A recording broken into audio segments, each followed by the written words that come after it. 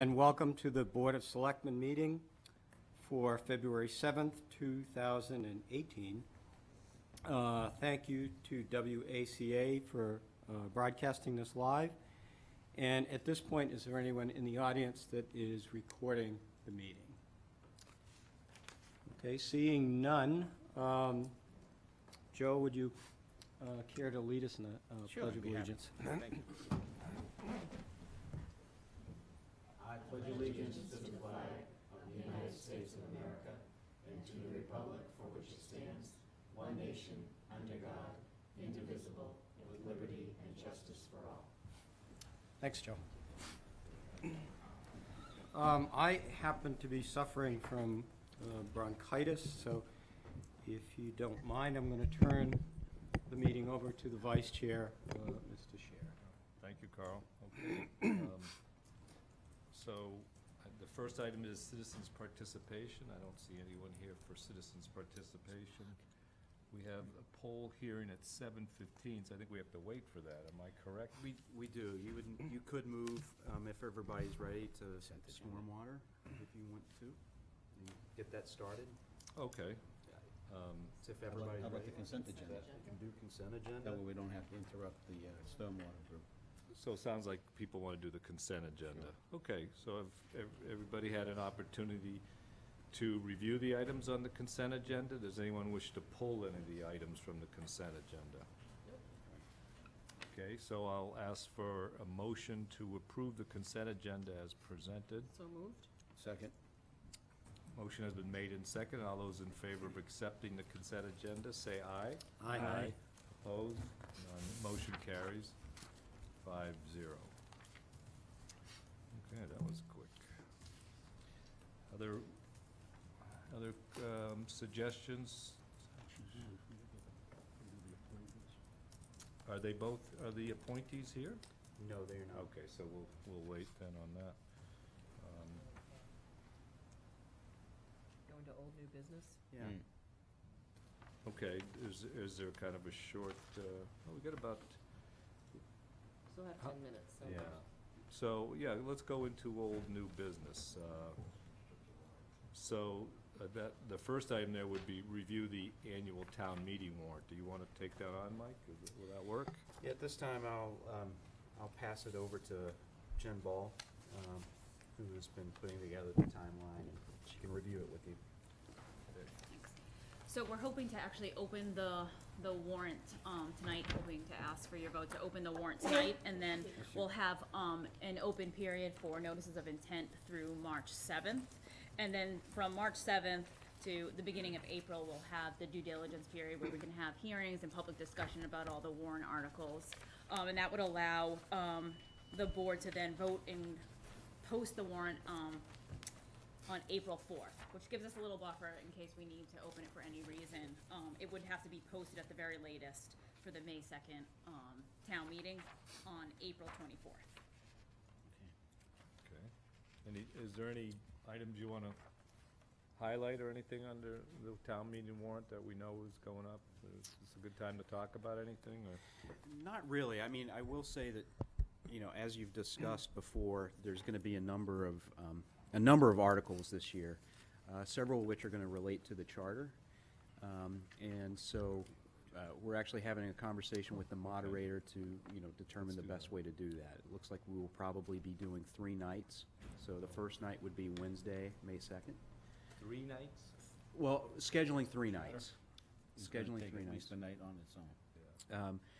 Having a second night dedicated solely to the charter on Tuesday, May 8th, pending the availability of the school, and then having a meeting scheduled for a following night, just in case there was anything that needed to be cleaned up. Okay, so it's gonna be Will camping be available? Yes, child right. care. Takeout. Glamping, Very yeah. good. Takeout. Warren Conference Center is available. All right, so I'm thinking that we should maybe take on C, appoint members to Upper Charles Trail Subcommittee, because I think Do that. we need to vote to open the warrant? Oh, I'm sorry. I think we do, yes. Do I have a motion? Yep, I move that we vote to, hold on, I'm trying to find out. Thanks. I move that we vote to open the town meeting warrant for the 2018 annual town meeting. Second. Motion's been made in second. All those in favor say aye. Aye. Opposed? Motion passes 5-0. Okay. All right, is that it for that one then? So let's go on to, can we go up to appoint members to Upper Charles Trail Subcommittee? I think that's pretty straightforward. So I'm just gonna try to recollect our discussion at this, that we had discussed at our retreat that I'm already a member of the Upper Charles Trail Committee, but it was thought that in order to help resolve, I think some of the issues are the routing, we'd received a report on their routing analysis by the consultant, Alta Design, and I think our general discussion was that it would be good for a subcommittee of this board, 2 members, to meet with the Upper Charles Trail Committee in kind of a time-limited fashion up to the subcommittee, and have some direct discussions with them over some of the routing issues, and maybe come back with a series of with some recommendations to the full board. Does that kind of sum it up? So I guess I would ask who is interested to be on that subcommittee of these members here? I just would like to clarify one thing, because I think, as I recall the conversation, it had, it was more kind of a communication tool than it was anything else. I think in terms of the subcommittee, in my best recollection was it was going to be a subcommittee of both committees. That's initially what we had discussed. So I think we need to be clear on that. So it's consequently. The way I'm looking at that, I think whoever's on the subcommittee, meet with the full committee. I think that's the first step, and then I think they would form some kind of group type subcommittee. Okay. That's the way I'm seeing it. That's the way I understood the Yeah, conversation. yeah, So that being the case, I'd certainly be interested in serving on that. I would also be interested in being in the subcommittee for the trails, I think. Okay. Any further discussion? I'll make a motion to. Well, is anybody else interested? I'm on many committees right now. I noticed If that. I go on another committee, I'll be in divorce court. All right, so do I have a motion to appoint Steve and Yolanda to as a subcommittee for the Upper Charles Trail Committee's subcommittee of the Board of Selectmen? That The make Board of sense? Selectmen Subcommittee Subcommittee to for the the Upper- Upper Charles Right, Trail. there you go, okay. Okay. Yes, so moved. Second. All those in favor, say aye. Aye. Any opposed? No. Motion carries. Congratulations, you're on another subcommittee. Very good. All right, so, we got that out. We got another 5 minutes. How about the grant? Oh, Susan, do you want to talk about the grant round? Is that a nice 5-minute item? Sure. Are you ready for that? I'm ready. We kind of took you out of order, so. Subcommittee again? Sure, why not? Unless someone objects. So basically, what I was suggesting is that we open up the grant round. I did a timeline a little bit longer than what we normally do, but it still kind of is in line with the due dates that you did before on distributing the funds. So I was proposing that we open up the round this Friday. That way it'll give me the opportunity to update the information that's on the website, and that we close it on Monday the 15th. Yes, close it on the 15th, and then I would create the sheet for the subcommittee so that they could review it and then report back to the board and still give us enough time to process the payments by spring. And that's March 15th, not February 15th, right? Yeah. Did I say February? Sorry. Well, you said the You 15th. just said I was the going to ask the 15th. same Yes. thing. People Okay. Sorry, Okay, that's March okay. 15th. So open it on Friday the 9th, close it on Monday the 15th. Yeah, that sounds good. Okay. That gives Yeah, we'll them just plenty want to of get it out there that it's a little bit earlier than other years, so And people are normally what aware. I do is I go back historically and see who has submitted, because there's a lot of annual ones that come in, and then I just send them the application along with the I have it in submission March dates. 15th. Okay. Oh, Sue, it says here on the proposal, Friday, March 16th. Is that what you were saying, or? That's getting the spreadsheet to you guys. Oh, okay. Very good. Okay. That's for that other subcommittee you're on. Okay. when That's, you're in it's been, transition. yes. Or you fully retired now. Okay, Well, so no, it says here the proposed, maybe I'm missing something. Open the grant round and close on- it on Friday, March 16th. That's Yeah. on our agenda. Yeah. But that, okay, so. Does that include what Susan just said? Mm-hmm. So we'll close it on the 15th, Right. and then I will get the spreadsheet to the subcommittee on Friday, the 16th, and then they can work on it and get back to the board. So with it can't their- be Monday, March 5th, and Friday, It's- March 16th. I'm sorry, it's, the 15th is a Okay. Thursday, and then Friday is the 16th.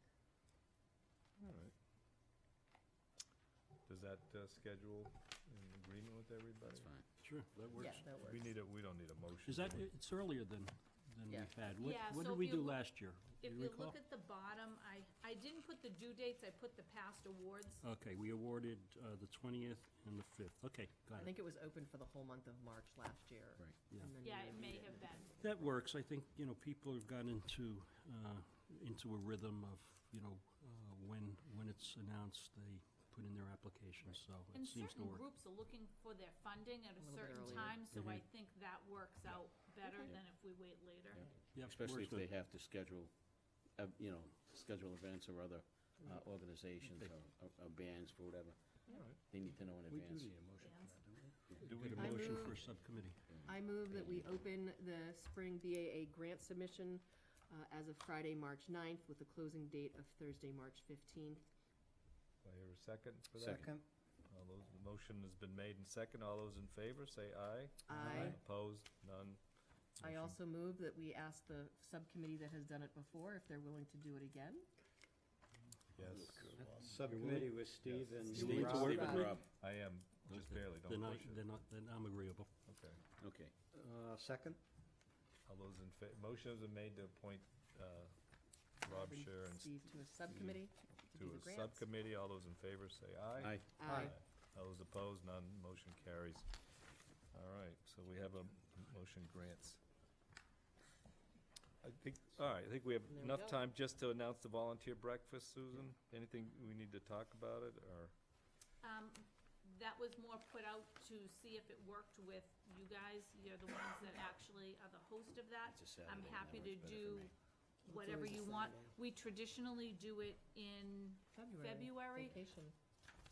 But I had to take some time off in January, so I didn't get the stuff to you in a timely manner. Therefore, I'm requesting that you excuse my tardiness and move it off to March. And that's good for the volunteers, that's okay. And I'll be back, so I won't miss it. There you go.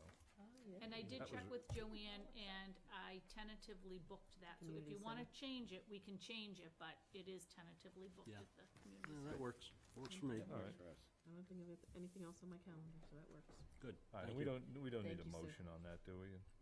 No. I'm just gonna schedule that. Okay. All right, so let's go to the poll hearing. It's now 7:15. Yep. All right, so, this is I'm opening a public hearing into the House Street poll hearing number 2438. Here is the notice that I'm required to read. Notice is hereby given that the Board of Selectmen will conduct a hearing for the purpose of NSTAR Electric Company, DBA Eversource Energy, and Verizon New England Incorporated for installing one new pole, number 24/38, House Street, Ashland. Public hearing will be held regarding this at the Ashland Town Hall, Ashland, Mass., on Wednesday, February 7th, 2018, at 7:15. Persons wishing to be heard on this matter are invited to attend the public hearing at the date and time noted above. Interested parties who are unable to attend the hearing may submit written comments to the Selectman's Office, Town Hall, 101 Main Street, Ashland, Mass. 01721, or by emailing Susan Roby at sroby@ashlandmass.com. Okay, anyone speaking in favor of this?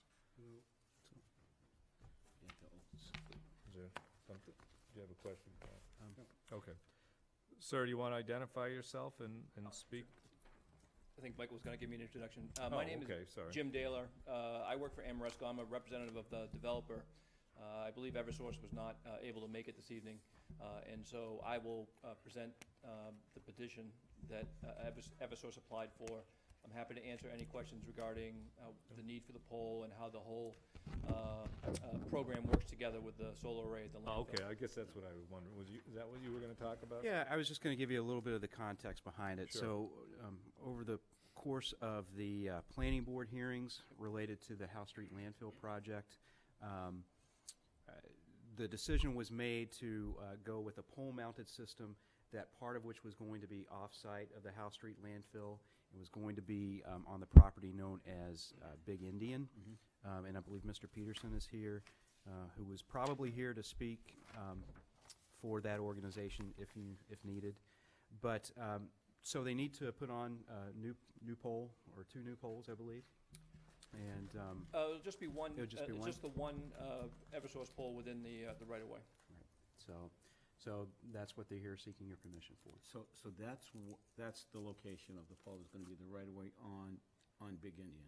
No, what's reflected in front of you is It's on House Street, right? correct. So what's reflected in front of you Okay. is called the midspan pole. And so that takes the electricity, so it takes the wires from the array, and it brings it to the same height and level, and it brings it into line with the poles, the other poles along Howe Street. So it allows them to come in perpendicular, so it doesn't put any adverse tension on any of the adjacent poles, and then it makes the connection into the larger grid system. Okay. And that'll be located in front of 109. I'm looking at, well, a little Correct, bit so- between 109 and 113 Howe, right? Correct. So as represented on the graphic that's in front of you, the new pole location would be, obviously under the parentheses word new, indicated by an open circle with an X through it. Yep. Yep. And perhaps this is not the best graphic, but Amoresco, Eversource, and the town, represented by the planning board, worked collaboratively to help site the pole accordingly. What's not represented on the pictorial is the vegetation across the street. So there's actually a pretty good hedgerow between the two residences there. And so the thought was to site that pole, obviously where needed, but to minimize using that adjacent hedgerow to minimize any view from the immediate abutters. And the approximate height is about 40 feet, as the other poles would be? This would be a 45-foot pole, so it would be the same height as the existing infrastructure within the pole. The 40 feet that's represented there is the distance between the new midspan pole and then the downstream existing pole. Okay, because I didn't see 45 here on, okay, got it. All right. Thank you. And it'll be put in the grass, not on the sidewalk. Not That's on the correct. Sidewalk in Yep. any way. And most of that area is, that's sort of in that transition area where the sidewalk ends and the grass begins, and so it's in that, So it's in front of the berm? this It'll would be, in front of the large berm where the trees will be, okay. correct, yep. Yeah, 'cause it's right by the road. And I know this is a little out of the ordinary. I had a bunch of questions, but you answered 90% of it already.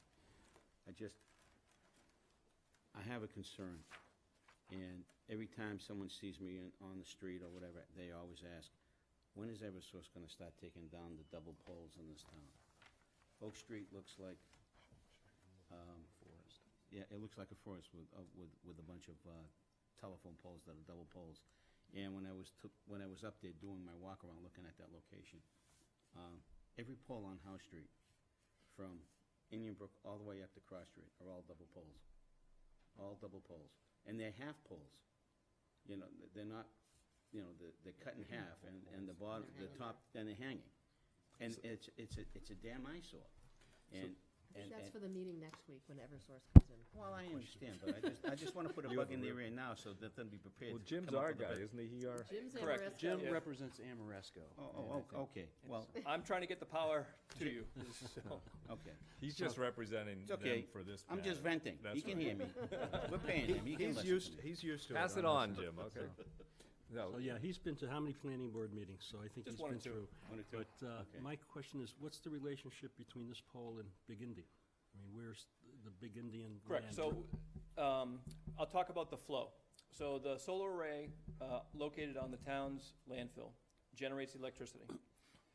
Through a conduit across the ground, it leaves the landfill property. It enters onto the Big Indian property through an easement. It goes from the ground up to a riser pole. That riser pole is owned by Amoresco. From the riser pole, it goes to another pole, which is owned by Eversource. That's a metering pole. There's another pole after that, which is the transformer. And then from there, it leaves and goes, it connects into this midspan pole. And it's, Eversource has executed an easement agreement, or it's a site license actually, with Big Indian, and Amoresco has executed an easement agreement to locate the riser pole. And those series of on-site, meaning on-site to Big Indian poles, have been located in such a manner in coordination with the planning board as to minimize the visual impact. So traveling along Howe Street, they'll be protected by existing vegetation and then the future vegetation along the berm. And then there'll be an additional screening immediately in front of the berm, this location, so between the midspan pole and where it crosses onto the Big Indian property to protect the direct abutters.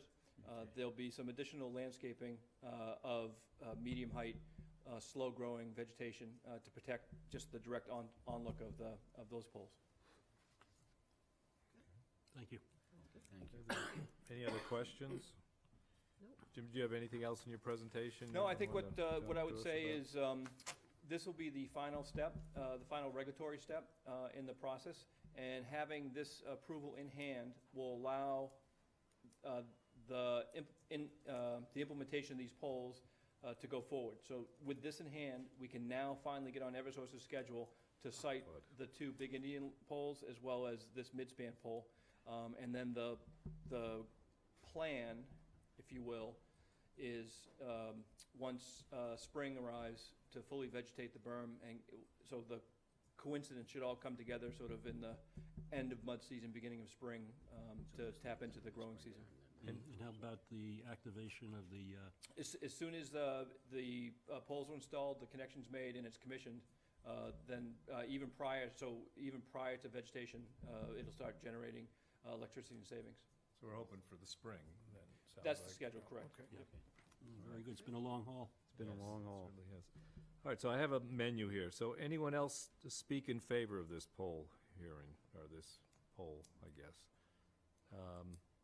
Anyone speaking against this? Come, is that? Not necessarily against. All right, come on up, Doug, and identify yourself.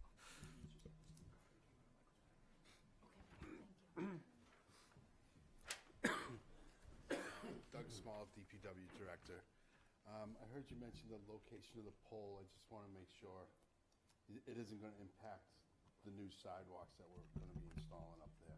No, it'll be rear of the existing, the back of the sidewalk line, and into the grass strip that's there. Okay, great. You know, it might not be represented perfectly on the pictorial, but Amoresco will be present. So the way, just so you know, and you know this, Doug, so just the way it works is, we will actually go out and we'll field stake each of the poles. Eversource will come out and review the location of those poles. As a part of the planning board requirement, a planning board representative has the opportunity, or the town planner has the opportunity to come out and witness those stakings, and so that we do have the ability to field adjust as needed. And certainly we'll give you notification if you like, and you and your team are welcome to attend. I thought the sidewalk was already in place. There's an existing one there. That was the rough draft of the first one. Okay, so once That all this is was done. Literally we'll redo slapping it. asphalt Finish, on Okay. grass. All right, Okay. thank you, Doug. Anything else? Mr. Peterson, do you want to say anything? You're here, everything's okay? You're all set? In agreement with Mr. Daly?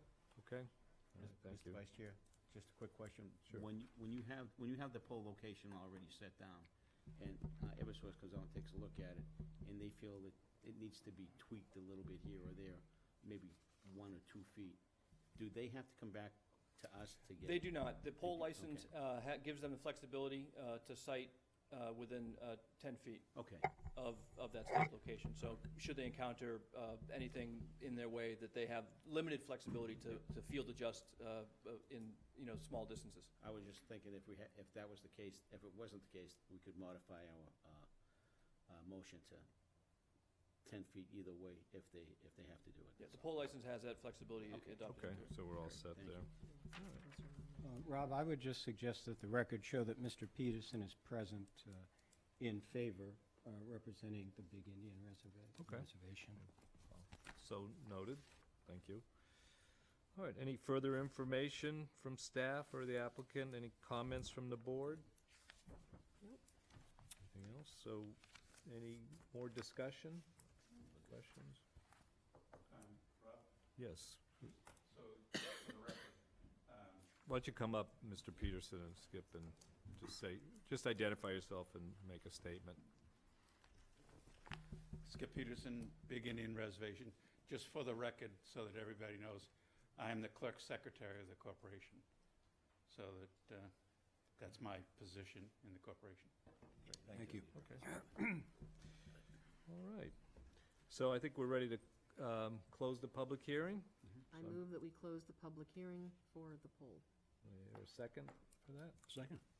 Motion has been made and second. All those in favor of closing the public hearing, say aye. Aye. Those opposed, say no. None opposed. Motion carries 5-0.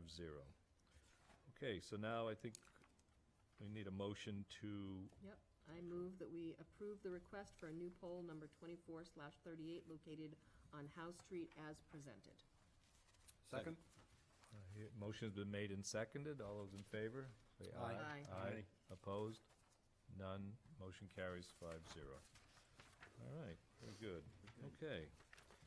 So I think we're ready now for the Stormwater Advisory Committee.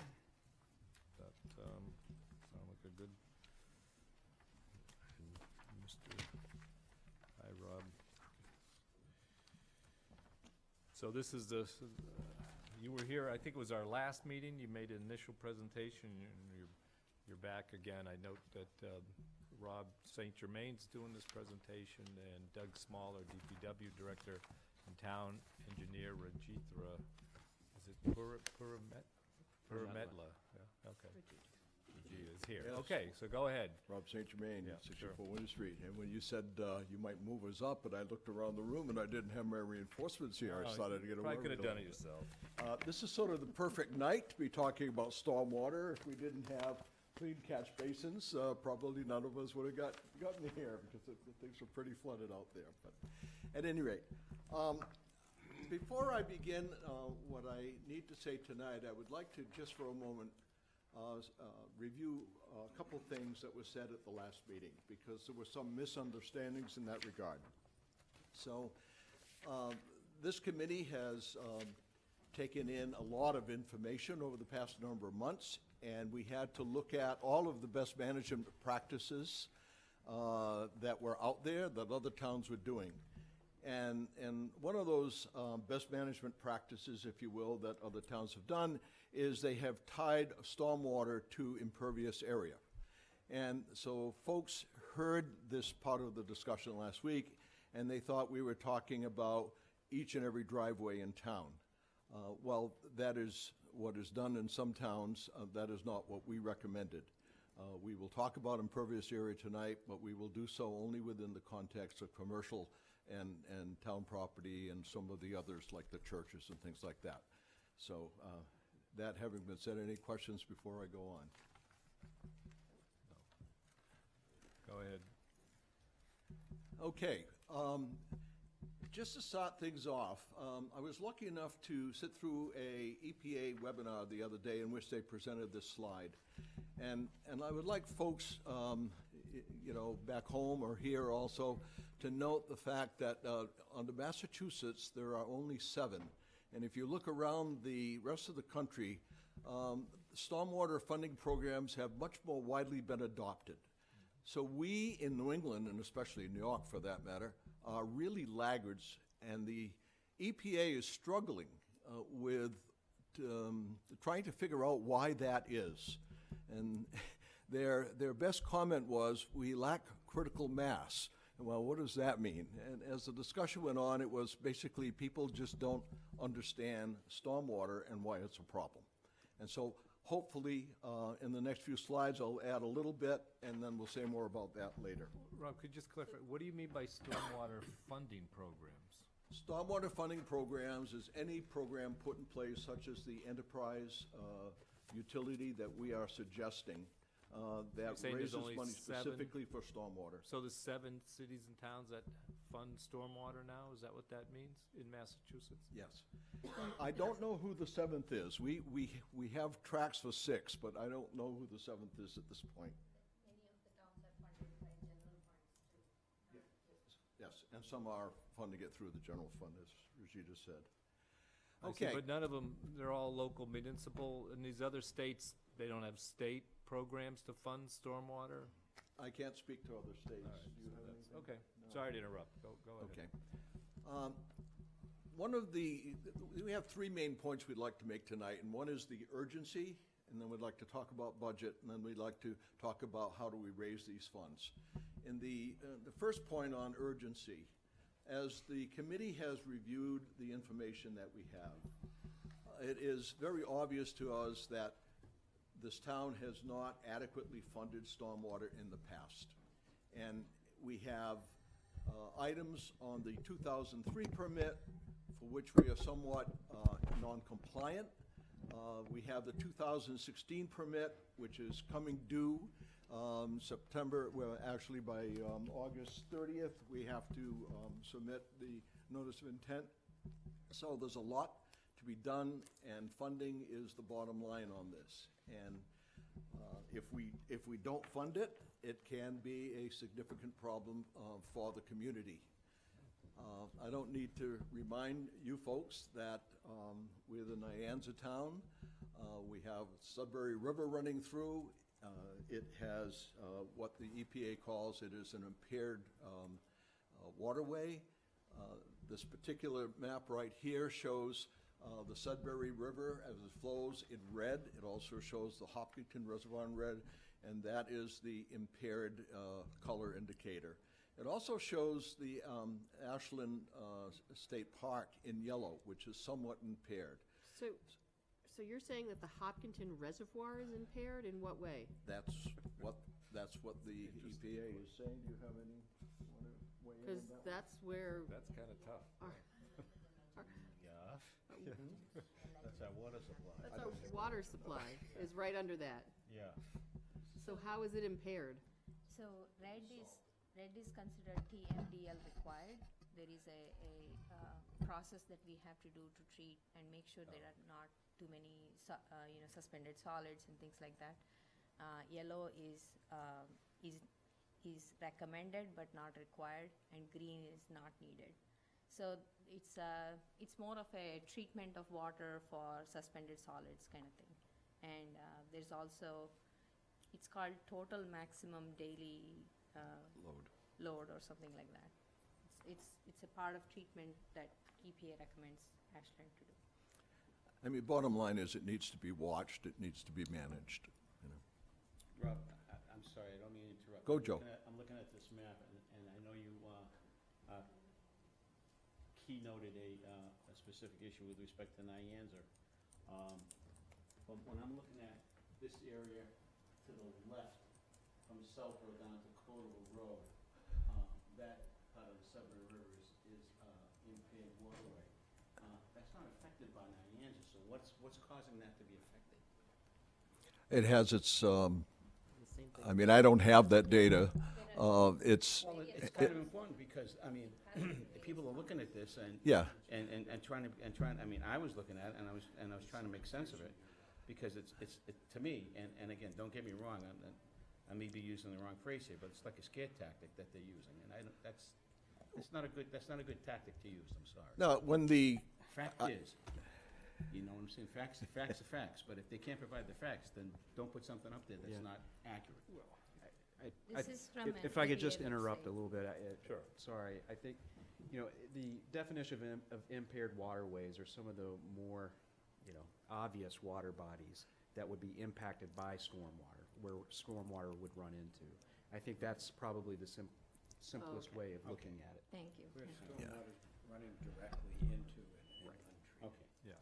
And also, Currently, Joe, to add to your point, the Sudbury River crosses through from various towns. So it has been impaired from, like, coming from Westboro and Southboro and through to Ashland. So it's not just our stormwater adding to the pollutants. It's multiple towns too. So this is impaired in respect to stormwater getting in and affecting the water. Because it's untreated and there's a lot of runoff. It's not just stormwater, though. It could be impaired bacteria by swimming in the case of. I just wanted that to be clear. No, We don't that's it. wanna- We don't know. It's Yeah, un- you know, Joe, I didn't mean to mislead you in any way here, and Well, this, I just wanted to be clarified for the folks that are watching. sure, you know, and I you understand know, that. I don't think you can see it. The EPA is saying it's impaired. It could be impaired for any number of reasons.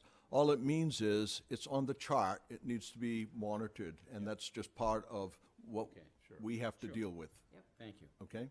Appreciate that clarification. So, we also have the southeast part of town, which is in the Charles River watershed. There are some known phosphorus there, so part of our stormwater plan going down the road will be to identify that and have, if necessary, remediation as part of that plan. So, the interesting thing that we have found out on the Stormwater Committee when we talk to people is that most people in town do not understand what happens to stormwater. It falls from the sky and it disappears, and unless the catch basin is flooding their street, it's not a problem. So most people do not know that stormwater carries pollutants. Most people do not know that this water runs down the street into the catch basins, through the town's stormwater underground structure, and ultimately flows into ponds and rivers. And so, as part of the National Stormwater Program, we must tend to this, and that's what the plans and permits are all about. And the last aspect of this is that we're not just talking about the quality, as in pollution, we're also talking about quantity. And I know on Winter Street, you know, we had some flooding a few years ago because one of the culverts there was just, you know, it was blocked. And so part of the plan going forward is more regular maintenance on all of the outflows in town. Any questions on that?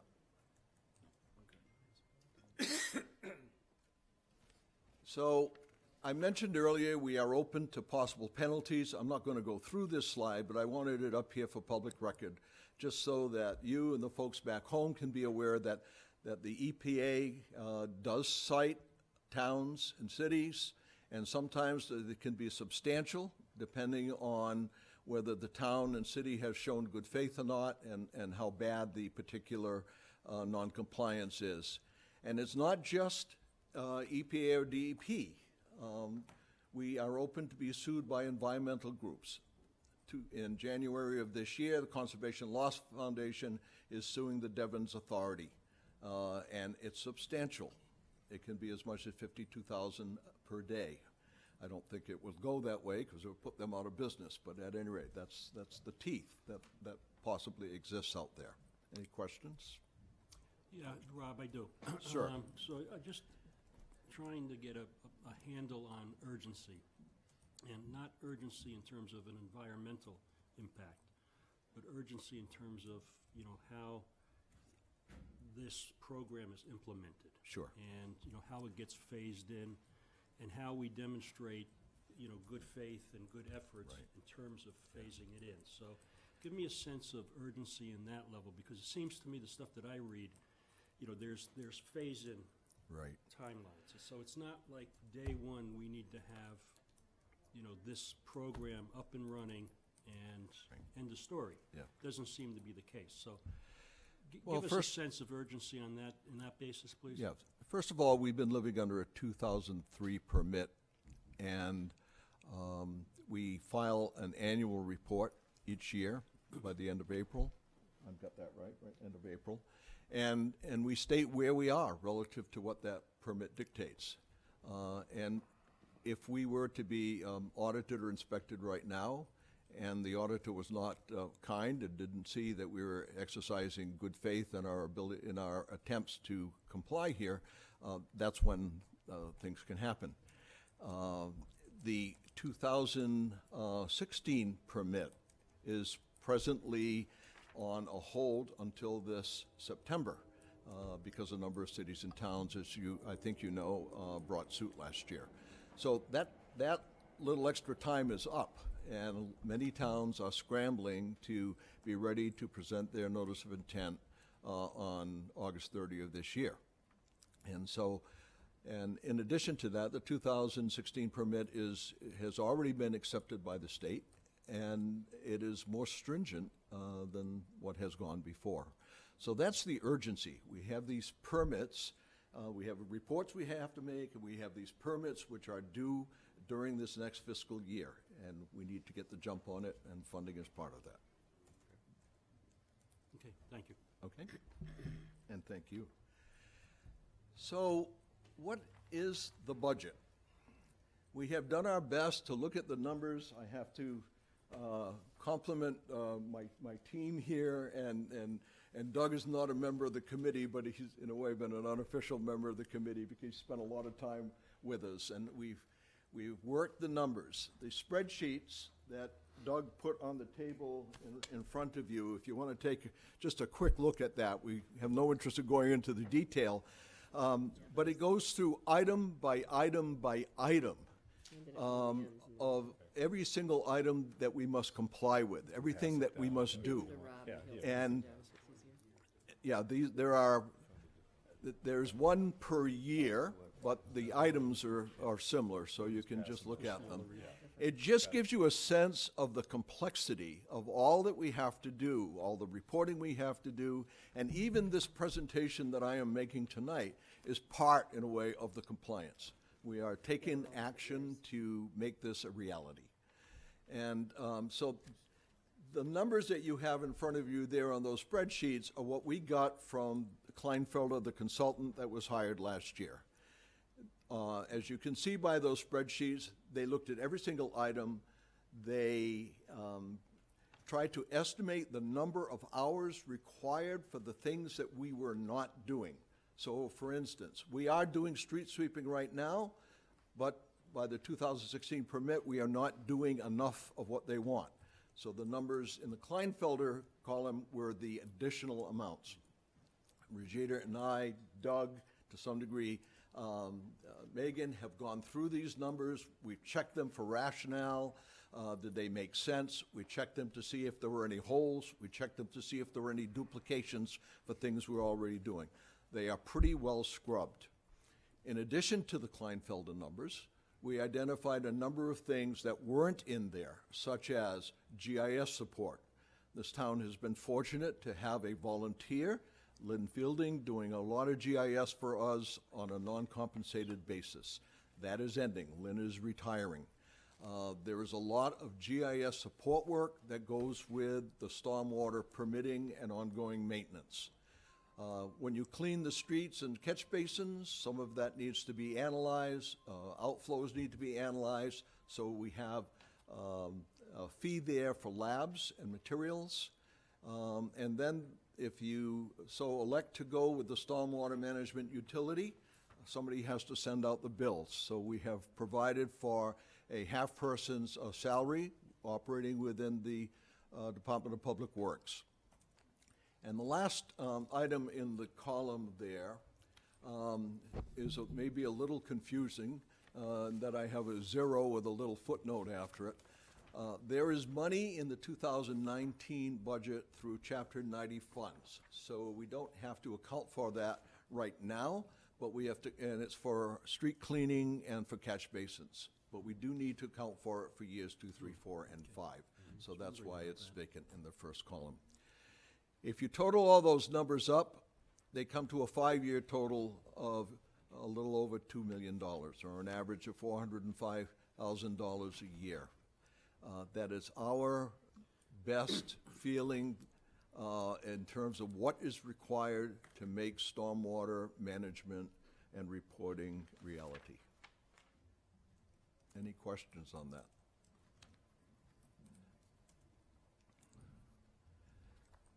Question/comment in regards to the billing perspective?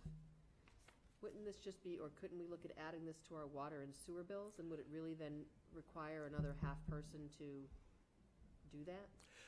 The plan is to add it to the water and sewer bill. No, you mean, But there is not a perfect match between water bill recipients and stormwater recipients. There are people in town that have wells. Those needed to be added. There's going to be a fair amount of manual stuff. But the biggest anticipated problem in that regard is when people first get their water bill and it has a stormwater increment on it, a charge on it, and Doug's phone is going to ring off the hook. We will try to prepare his staff by having a preset list of questions and answers, but some of it will roll up to the top. I think his staff will be pretty busy for the first few months. But the 40,000 goes on for 5 years, as you observed, and that's the best estimate as to what it might take in terms of additional work. Doug, do you want to add anything to that, or? Okay. Go ahead, Steve. So, one of your line items is regarding the municipal coalition group of how many, 20 towns that Yeah, have abandoned roughly? Would you speak to that? Whatever it Either is. one of you? That's not my point, though. My point is that at our last presentation, you indicated that stormwater and the administration of stormwater, this program, we really didn't have the resources in the community to do that. You know, that Regina, Megan, DPW staff is already at their limit. So the question is, does that require an additional employee to manage that? Or is this something that is almost ideal for some sort of regionalization component, like we have veteran services, you know, shared equipment? You know, I'm sure you guys have touched on that, but is that a potential here? Is that realistic?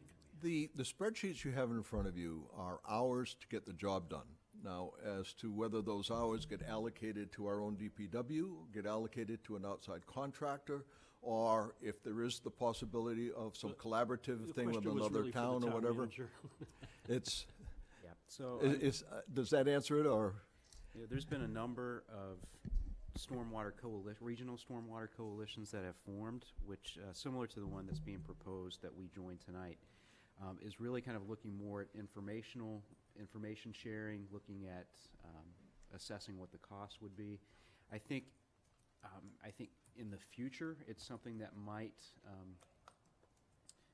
happen organically, more of these regional collaborations with stormwater, especially with these watersheds that span different communities. It makes sense. But I don't think there are very many, like right now, that are actively providing stormwater management services. They're just in the assessment Is it something that would make sense for, you know, you and Jen to maybe reach out to some of our local communities? I mean, when you look at the map and you look at, because it's like traffic. We're all creating, you know, traffic. We're all creating stormwater into the same waterways. Does it make sense to reach out to some of our local neighbors, Hopkinton, Southborough, Medway, Hollister, Yeah, and see what kind of, you know, if there's something similar to a veterans agent that might make sense, or shared equipment, whether it's, you know, it sounds like, you know, how much of our roads do we sweep now, do we clean? 100%. Every year we do it, and what's the new requirement? It's 100% plus, there are some sensitive areas, some low areas that we might need to do, a second time. Okay. But And then, so storm basin cleanings, I mean, how often do we clean right each? now, we clean 25% of the catch Okay, basins every year. and what's the requirement? 25%. It is, okay. Other than low area, well, I'm sorry, Steve, there's so much to this. Yeah, This is, that's what I'm learning too, so. we have to clean a minimum of 25% of the catch basins a year. Under the new permit? Correct, and the old one. Okay, On the new one, in addition to that, we have to make sure we inspect the catch basins, and if they're ever over 50% full, we have to clean them on top of that 25%. There's a tremendous amount of inspectional work and boots on the ground or whatever, inspecting outfalls and catch basins and things like that. Yeah. That's Okay. involved in this. do we sub that out, or do we do it in-house? We sweep our own streets and we sub out the catch basin cleaning. Just to follow up, so the big item in all these years is the MS4 compliance. So could you just kind of like just kind of describe maybe again, what are all those, so we're already doing the cleaning now. So what's all the compliance work? How would you describe it? Well, This is a new cost. This is it's the bulk of the all new cost. MS4, and the 2003 permit was a lot more basic. Is that a good phrase, Yeah. or do you want to speak to this? Sure. Actually, a lot of the MS4 compliance line items are in the spreadsheet that was provided to you. It's in extraneous detail. But just to quickly summarize, we were supposed to create a stormwater management plan and implement the plan, which would include like construction inspections, post-construction inspections, site runoff, penalties, and so on and so forth, along with the catch basin cleaning, street sweeping, infrastructure maintenance. Besides that, there is also something called as an illicit discharge and detection and elimination. So if there are any sewer overflows or anything like that, that's, someone is illegally connecting their sewage into a stormwater basin or a stormwater drain, or illegally dumping paint or oil or into a catch basin, we are supposed to have a plan and have a component of that in our regulations so that DPW or someone from town can actually enforce that. So that there are those are the two big things as part of the MS4 compliance, but there are so many others, including inspecting outfalls, inspecting any kind of outlets that's directly feeding into a stream or a river. So is this additional staff, additional street cleaning? No, I'm not sure. Are there new pipes, or we had to put in? Existing Existing- is drainage this- infrastructure is also pretty old. So if you think of. So is that part of this number? That's what I'm trying to get at. Yes, What makes this it's part up? of that number. So does this include capital plan items, or, No, by year one, you're supposed to do certain things. By year two, you're supposed and to do that's another what's in certain here? I things. don't, So do we have that? You said we have that detail? I don't That's have what it. these are. That's what the, Oh, that's what we just that got those is. tonight, Oh, so we okay. didn't have an Spreadsheet. opportunity to absorb All them right, yet. so, because that's the bulk of what we're talking about, and so part of, when we get to the financing part of it, it seems to me it's gonna be important to know what these things are and when do we have to do them? Yes, exactly. Well, And That's where where are you they have the 5 already in our years. budget, Right. maybe, or maybe as not, Regina or just mentioned if they quickly, I can want to be. make sure it just didn't go by too quickly. The spreadsheets we passed out were year one, year two, year Yeah. three. Those are All the those things that need to items. happen in the specific years, Okay. which lead us to those numbers, 269 for MS4 compliance in the first year, so on and so forth. And so it is programmed out. Is it the only possible program? Might some things, Okay, that's some detail. This is based on a recommendation from the consultant working with a number of cities and towns as to what a good orderly plan that would satisfy the requirements would look like. okay. And now those towns that he's working with, are they comparable to the size of Ashland? Because that, to me, would be a difference in road size and road surface. They are working with various sizes of towns, but there are a couple of them that are similar to Ashland. They are working with Milford, I remember, right? Bellingham, yeah. Okay. Thank you. All right. Next. Okay, to go on. So, yes. One last item before I go off the budget here. The last little bullet there is we've looked at the tea leaves as to what capital cost might be over the 5-year period. Doug is held his sweeper together fairly well. We think it's got maybe 3-4 years worth of life out of it, but at some point in time, and we put it in fiscal year 2022, we're going to need to replace it. And the cost today is $250,000. And how much would it be to lease one? Okay? So, how do we fund this? Well, some guidelines first of all. One of the guidelines in the reading that I have done on this is that we should set a rate or a rate structure that we can hold, if possible, for a length of time. We want to create expectations on the part of the citizens of the town that this is what we're going to charge. We don't have perfect crystal balls to look into the future, but this is our best estimate, and we think it'll work. We do have an aging infrastructure, however, so there may be surprises. And so for that reason, we don't want to make it so bare bones that we're only meeting break even each year. We need to have some retained earnings to provide for the capital items and provide for the surprises. We can, of course, you will be the rate-setting agency, as you are with water and sewerage right now, and you will have the ability over the course of the 5 years to adjust the rates as needed. There are also some grants available. We haven't looked deeply into that, but that is one of the funding options available for certain aspects of stormwater management. The next two slides I've provided here are courtesy of the MWRA, which claims that Joe is the CEO, actually, on their information sheet. Because they wanted to- probably still have it that he was chair, and that's what they consider CEO. Wow. At any rate, there are 6 towns that they cite, 3 within the MWRA and 3 outside of it, and those are the rates. They did have an error on Newton. Theirs is $18.75 a quarter, which adds up to $75. And when I was here the last time, that was the water bill that I showed you was from the town of Newton, a friend of mine who lives there. So it was an actual water bill. It is also a little misleading in that it says Newton has a flat structure. It has a flat structure for homeowners at the top, but it has a variable tiered structure after that. And we can supply you with that data. We have data for those 6 towns. Likewise, the MWRA gave us some information from around the country, and this is interesting in the sense that it gives you a sense of how variable the stormwater charges are as we go around the country. And of course, what they are funding varies greatly based on various geographic areas. So now we come to an example of how do we come up with the money. And as I mentioned at the opening of the presentation, some towns have gone through, they have done flyovers, they have updated their GIS systems with driveway measurements and the like. We don't have a flyover. We don't have that information in the GIS. It would take about $100,000 worth of time to get that information in the GIS. And once you have it, it seems to be kind of a hazardous way to go.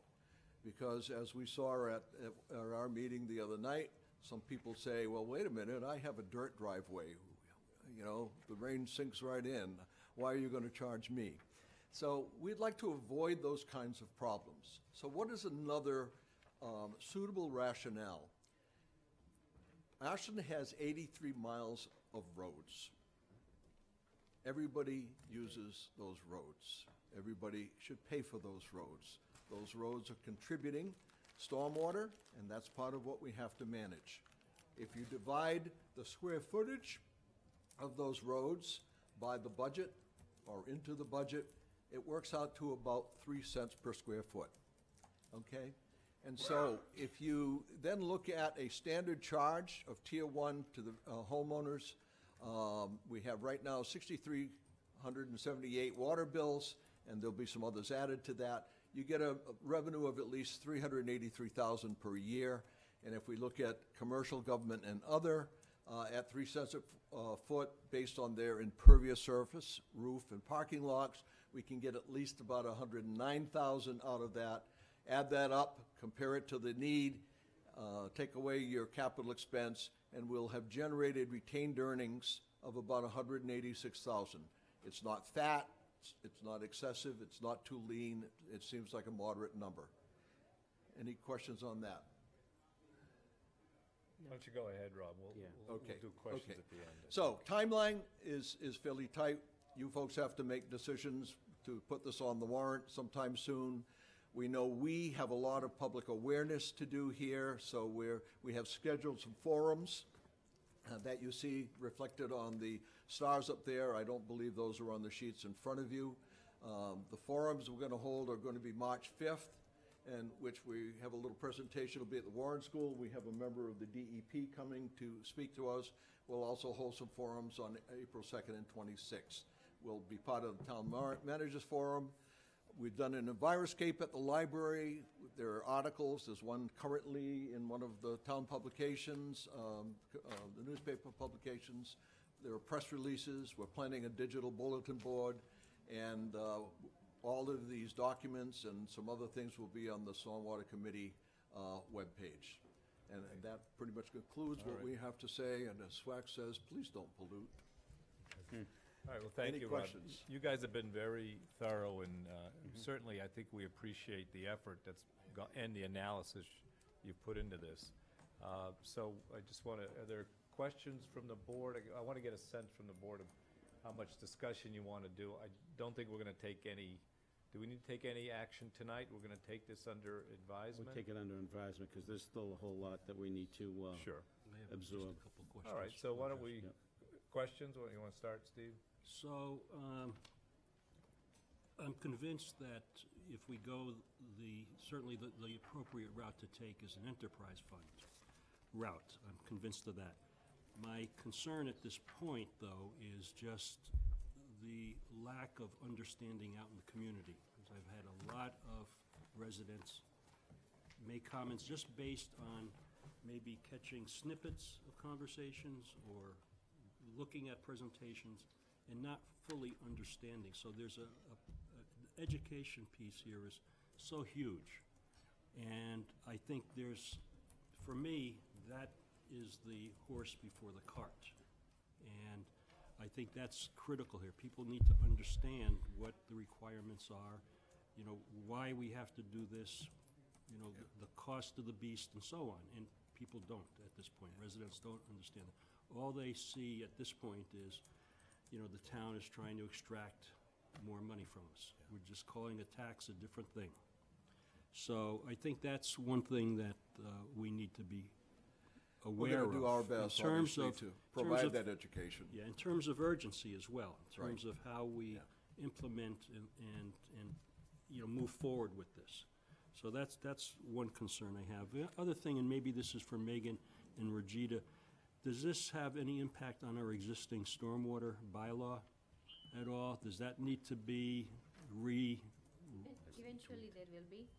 The stormwater management plan needs to be prepared first, and after the plan, they give us a recommendation of what our bylaw language will look like, and we'll probably have to update our stormwater bylaw. So there would be an impact on our bylaw? Absolutely. Okay. Because right now, for IDD, for example, illicit discharge, we just have a definition. We don't have any Right. teeth for us to go and enforce that. Okay. So we need all of that to be updated. Okay, and then my last question really is on the pricing models that might be available to be analyzed, because I think that in itself is a task. I know you've made some recommendations, and I know out there in the universe, there's various ways to skin this. And I think that's an analysis. I don't know if Brittany's looked at this at all, but, I'd want her to review all this and drill into it to make sure we've got the most equitable model that we could possibly have. So, and I think there's commercial properties, and then there's commercial properties. I don't think everyone's created equal here. So I think we really need to analyze that component as well. So, I guess I'm expressing more of a cautious approach here than, diving right in, so. Chicken little skies falling. Other questions? I just want, I want to concur with Stephen. There's a lot of information, and I think, I appreciate all the work that they have done with respect to it, and I think the immediacy is, I understand that, but at the same token, I always like to work on the cautious side and make sure that we have everything done the right way. I myself have been getting the same questions about what is all this, and I don't have the proper answers to give to the residents that have come and asked me these questions, because I don't feel comfortable giving them an answer, because I really don't know the full. This is all pretty new. It is new. I've read this over 3 or 4 times, and I still having some issues with the immediacy of this. And that's why I just asked Michael, this is something that, I saw the timeline, and they want to push this for the May town meeting. Is this something that we should, once we have a better understanding, maybe put this on the fall town meeting and make sure they'll get everything done? And at the same token, if a bylaw tweak needs to be done, we could do it at the same time at that meeting. So there's a bunch of questions that are still out there, so. Just a couple of comments from Steve's concerns. March 5th, public forum. Please recommend anyone that approaches you to, regarding stormwater questions, to attend that. There will be a lot of information. There will be a DEP person there, so they can ask any regulatory questions to them, and, verify and double check if those are the regulations. Sure. And also, we are meeting with the finance committee next week Next week. to again Okay. scrub with the numbers and Sure. get their approval. All right. Carl, did you want to? Yeah, we spoke at, Michael and I went to Stormwater Committee's meeting the other night. We spoke about the importance of education. It's easy when you're immersed in this stuff to think that everyone knows what you're talking about, when in fact it's kind of complicated stuff. And I work in this area, and it's still kind of complicated stuff. Having said that, to say that we're just diving into it is a little bit misleading as well, because we've really been dragging our feet on diving it. We finally dove in after we dragged our feet for a long time. So it is important. It is a mandate. It's important that the public know that this is a mandate. This isn't something that we have a choice. We have several choices of how to go about this, but it is something that we need to get done at some point. Having said that, it is important that everybody is very clear as to the understanding of that mandate and the impact of stormwater. It's not something that a lot of people are versed in or think about. Yolanda? So just a question, because we know that MS4 has been pushed out once before. Yeah. Because of lawsuits and people not being sure and it wasn't quite ready. Any indication, not that I'm saying we push this off, but with Joe's recommendation, we try to look at the fall, is there any indication that it may get pushed off again, either another 6 months or another year? We haven't seen anything. Nothing Actually, indicating that. We've been in touch with Kleinfelder, who has been working on the notice of intent, and we've asked them for, anything that they're hearing. They said they haven't heard anything about a postponement. Doug gave me a letter last week from someone that was reading the tea leaves saying, it's coming, you better be ready. Right.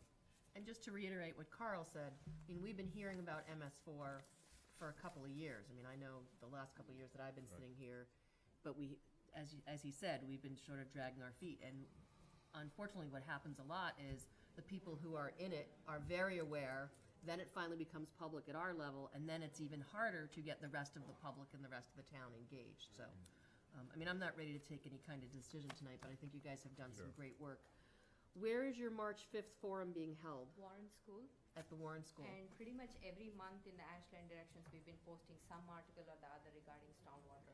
And are you either getting that one televised or filmed? Yes, back Okay. on TV. And Good. we're also going to post everywhere, website. Okay. Yolanda, is it possible to have a section of this on around the? Oh, yeah, definitely, That's always good. definitely. We can, We'll do a whole WACA, show I think. on it. I could probably do a whole show on this. So if we want to set up a time and do a special. You can come for the March 5th session. Yeah, It's I going to be look more at of my a calendar. Q&A session. We'll have a table, we'll have the DEP person there. Yeah. It would be great if one of you can attend it. Yep, No, we'll, Yeah, and this isn't you the may first one have that some visits, right? these two right, right. posted.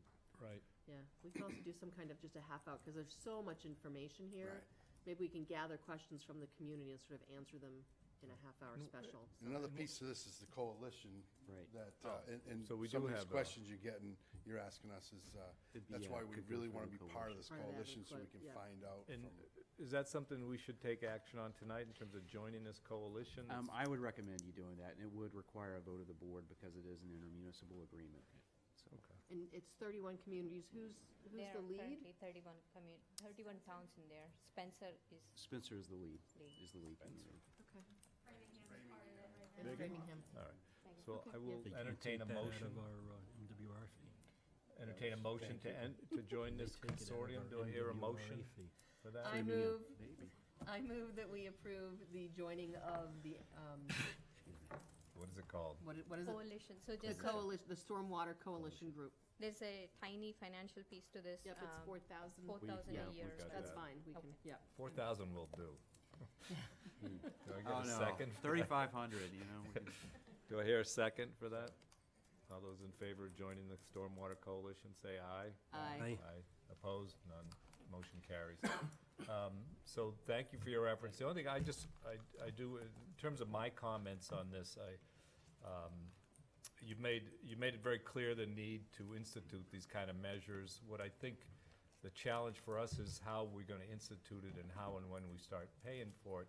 I would kind of make that challenge to town management. I think, the decision was made early on to add it to the rates, okay, so we may end up there. It sounds like we're gonna inevitably end up there, but I would ask that we do as much as we can to take care of it in the existing operating budget and move in an orderly fashion, and maybe not until next year, a year from July, into integrating into the rates, and look at where we can either get grants or use existing resources or make budget decisions, because we are constantly making budgeting decisions, deciding that we'll add this here. Maybe some of these items should be in the operating budget.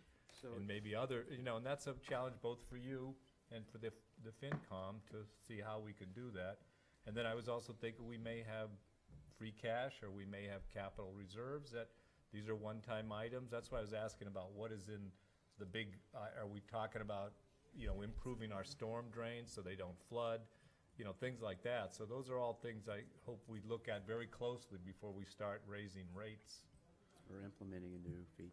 So just, I think it's important just to set expectations with regards to that. So there are a couple of items that we are already doing that are already in the general fund budget. And I think in that spreadsheet, it was listed out as transfer items, I believe around $41,000. So there's that. We can keep that in our existing operating budget, and so therefore you wouldn't have to raise rates appropriately to fund those expenses. For this year, we've put in $50,000 as a one-time expense to do the stormwater management plan within the DPW. Depending on what happens next year, that might be available to do some work as well. Capital and free cash. So unfortunately, I talked to Jen a little bit about that after our conversation, and Brittany, who were working on the capital plan with a number of people. So our free cash allocation has already been determined for the capital plan, because we're anticipating, let's just say $1 million in free cash. 60% of that would go towards capital purchases. Because we've hit the general reserve. Yeah. So I have go ahead. I'm sorry, would it be possible to get these electronically? That way I can make them a little bit bigger. A question for Michael, I guess, and maybe for Doug. So assuming we don't implement an enterprise fund immediately, let's say we don't do it this year, fiscal year 19. My question is, are we going to be in compliance with the first year requirements for the new permits? And why wouldn't we be? Because it We're seems already to in me that non-compliance. you're We are making. already in non-compliance, Steve. So, hear me out. So, you're working on a notice of intent, correct? That you're going to be submitting. You're working on, we've applied money for the stormwater management. We're already doing catch basin cleaning, right? We're doing the 25% that's required. We're doing 100% of the street sweeping. It seems to me that we have, at least in terms of the first year requirements, we seem to be hitting all of these big things. Now, maybe, correct me if I'm wrong, but that's the way it appears. Right, there are many different pieces to this, and part of the notice of intent is to provide a 5-year plan. Year one, what needs to be done, and so on and so forth. One of those pieces is cleaning catch basins and street sweeping. That piece, we'll have that covered. Then you get into public outreach. The IDDE, the Illicit Discharge Detection Program, that's another piece that's going to have a lot of costs with the lab, with the testing and the lab test.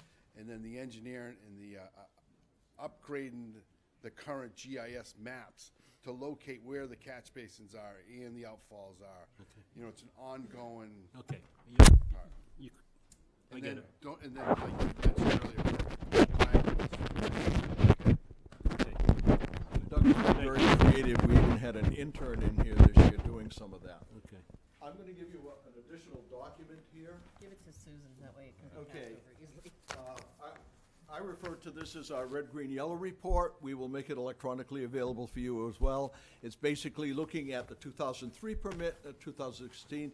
It shows what's in process, shows what's complete, and most importantly, it shows where we're behind. Good. right. Great. Thanks, Rob. Thank you. Thank you, Rob. Appreciate it. All right, so I think we should do appointments. Yeah, I mean, we are a little bit Sorry, early Brittany. Where's before the Brittany? 8, yeah, Brittany's, she's already been told she's gonna have to Okay. be Thank you, delayed here. Brittany.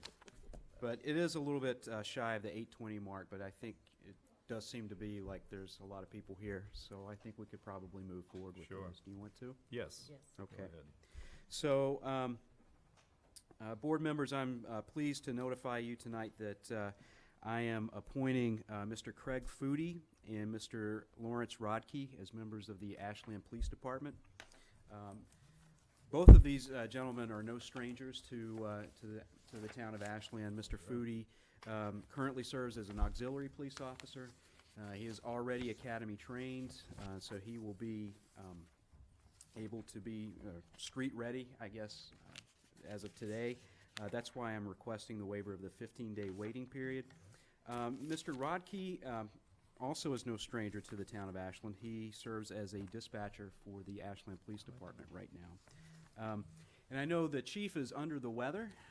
Currently, he's got the bug that everybody else Oh, seems no. to have. Flu? So I see Lieutenant Bowden here. I don't know if Lieutenant Bowden was going to speak on behalf of the chief. Come on, You know? If not, he is now, so. Hello, everyone. Hi. Hey, Dave. For anybody that doesn't know me in TV land, my name's David Bowden. I'm a lieutenant with the police department. I've been there for about 33 years, a little over 33 years. And tonight, I'm happy to present to the board two candidates for full-time police officers. The first one being Craig Foodie. Craig was raised in Ashland. He graduated from Ashland High School in 2008, and he attended Westfield State and graduated there in 2013 with a bachelor's degree in psychology and a minor in criminal justice.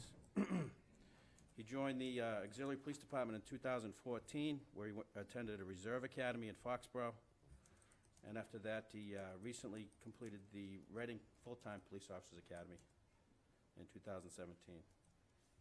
Great. So do you want to bring him up? Yeah. Craig, come on.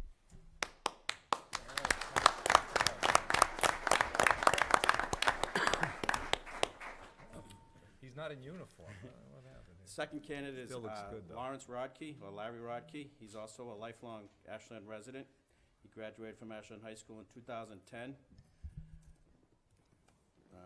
And then he received a Bachelor of Science in Criminal Justice from Westfield State in 2014. Larry worked part-time as a civilian dispatcher for the police department since December of 2016. And he is scheduled to attend a 6-month training academy at the MBTA Police Headquarters in Quincy, beginning March 5th. So, All right, Larry, come on. Larry?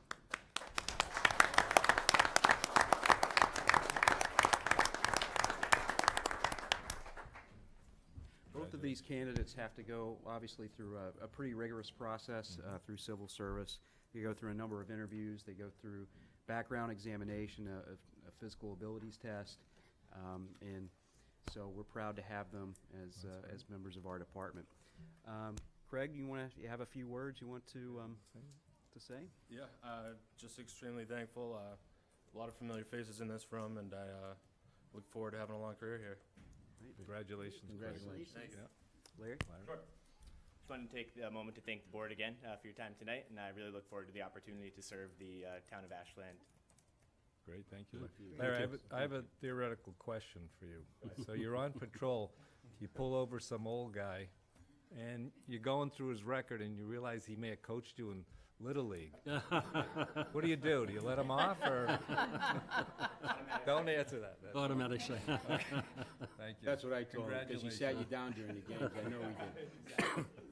Good All right. question. Yeah, that's a good one. You know, there's also the possibility that it was his sister's Girl Scout Girl Scout leader that, not for Craig, so. So before they change their mind, and, so. Yeah, we So do. do we I- need a motion Yep. here? I move that we appoint Craig Foodie as a police officer in the town of Ashland and waive the 15-day waiting period and say thank you for applying, and we look forward to having you as a police Do officer. I have a second for that? Second. All those in favor, say aye. Aye. Those opposed, none.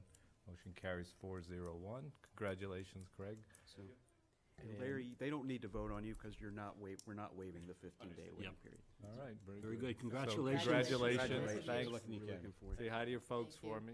Yep. Take care. All right. Sorry I didn't play you now. All right, that's good. So we got another one, too. Yep.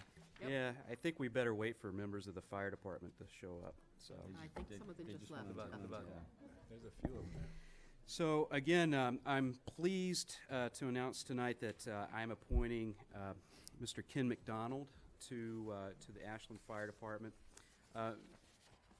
Mr. McDonald has certainly a lot of experience in the fire service, working with the Acton Fire Department, also the Lincoln Fire Department, and Sherburne Fire as well, I believe. He has again, he's no stranger to Ashland. I believe many members of the department know him, and we're looking forward to having him be on the department. Chief Roby, do you want to have a few words? Thank you. Again, we're excited to have Ken on board. He's a transfer from Acton Fire, so he's a fully trained paramedic. He's already been to the academy. So for us, he'll be ready to roll right out on the street. I'm looking forward to it. So, I also, although we've done these appointments before, I would also like to introduce to the board, to the community, Mr. James Cusack, who was appointed, I think, at the last meeting, and then also Mr. Tyler Pelkey, who was appointed a couple of months ago. Gentlemen, if you could come up and see Tyler. Congratulations, Jim. guys.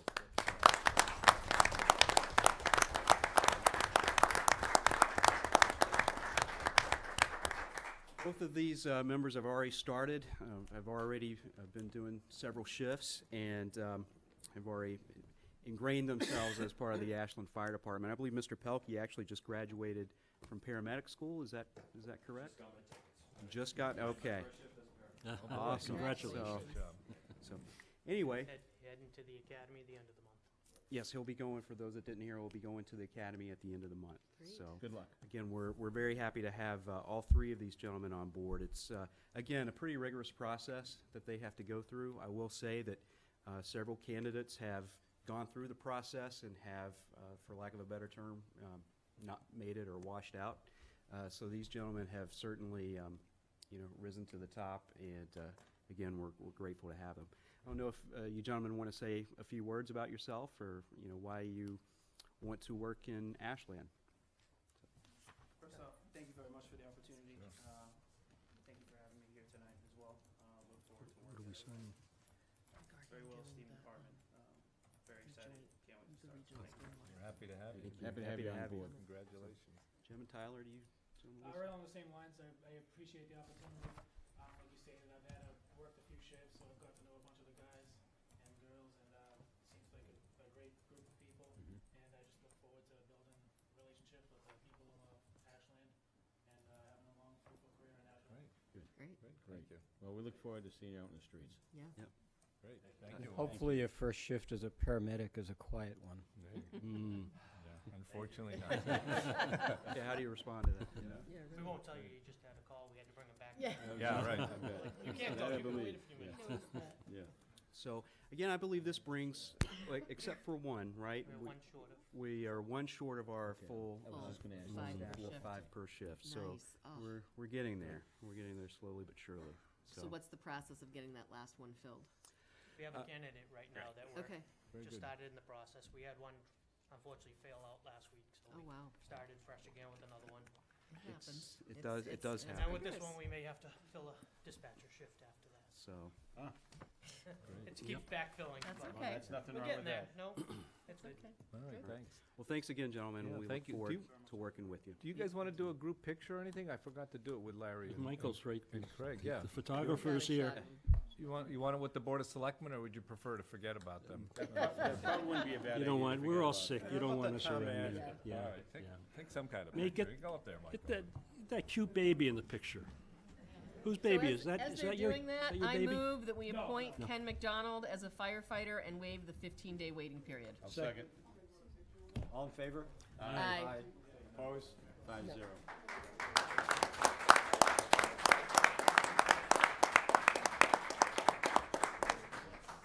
Yeah, we can do the whole crowd together. Does that make sense? You want to do that? Sure. How big a picture can you take? Yeah, we don't need. No, that's okay. We're not running for it. No, that's right. No TV shows for us.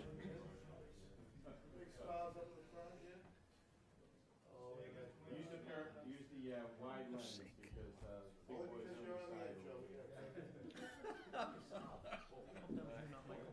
It was 2013, baby.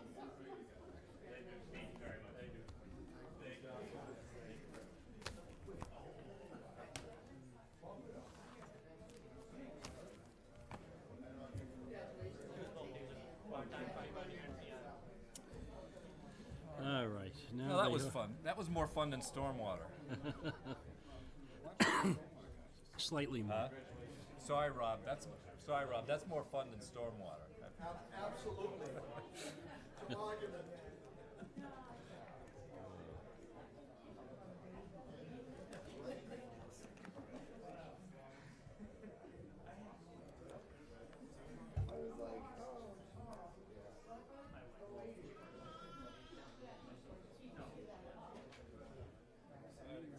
Back to work. What do we got left? A lot of updates. Okay, Brittany's turn. Oh, Brittany. Where's Yolanda out getting signatures? Ooh, that's cool. I should have. Damn, that's a good idea. I believe you've allocated an hour for Brittany. So, Just an hour? just an hour. Was, Megan not there? Okay, yeah, I'm just trying. So we're at. Did we do we're in financial trend report, right? Just do it on that side of it. No, the front side. Just flip it. Do we need to take a break? It looks like we do. Might wanna. Go and get some signatures while you're I here. know, I probably should. I'll go around there. Hey, guys, yeah, hey, you're still living in town, right? Miles, are we still on Yep, you are. Commander Duca, how are you? Those lights are working well. Which ones? Last time I went through, they were fine. Downtown. You know we're on TV. Oh, sorry. Miles took us off, didn't we? No. No, Oh, okay. no. We're still on a go? I know, I was gonna ask I a think we're question, still yeah. on break. I was gonna see if I can move that to first. Who are we I missing? see us on the Yolanda? screen.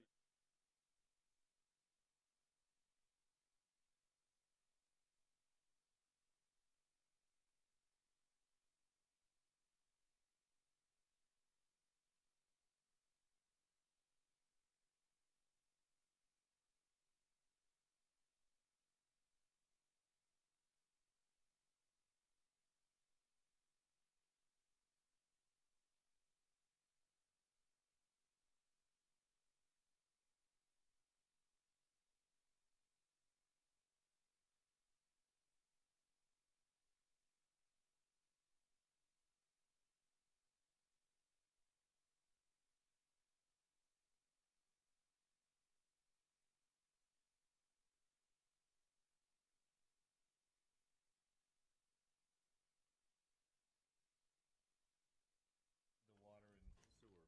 Oh, well, plus the others as well. Yes. Go ahead, Brittany. Yes. So, good news, I guess, is that I'm not recommending any rate increases. Yay. Okay, good. So I'll just do a brief overview of all 5 of them. So the first one, the most important one, is the SOAR Enterprise Fund. So I'm requesting a budget of a little over $6 million, and that's an increase of 7.8% over FY18.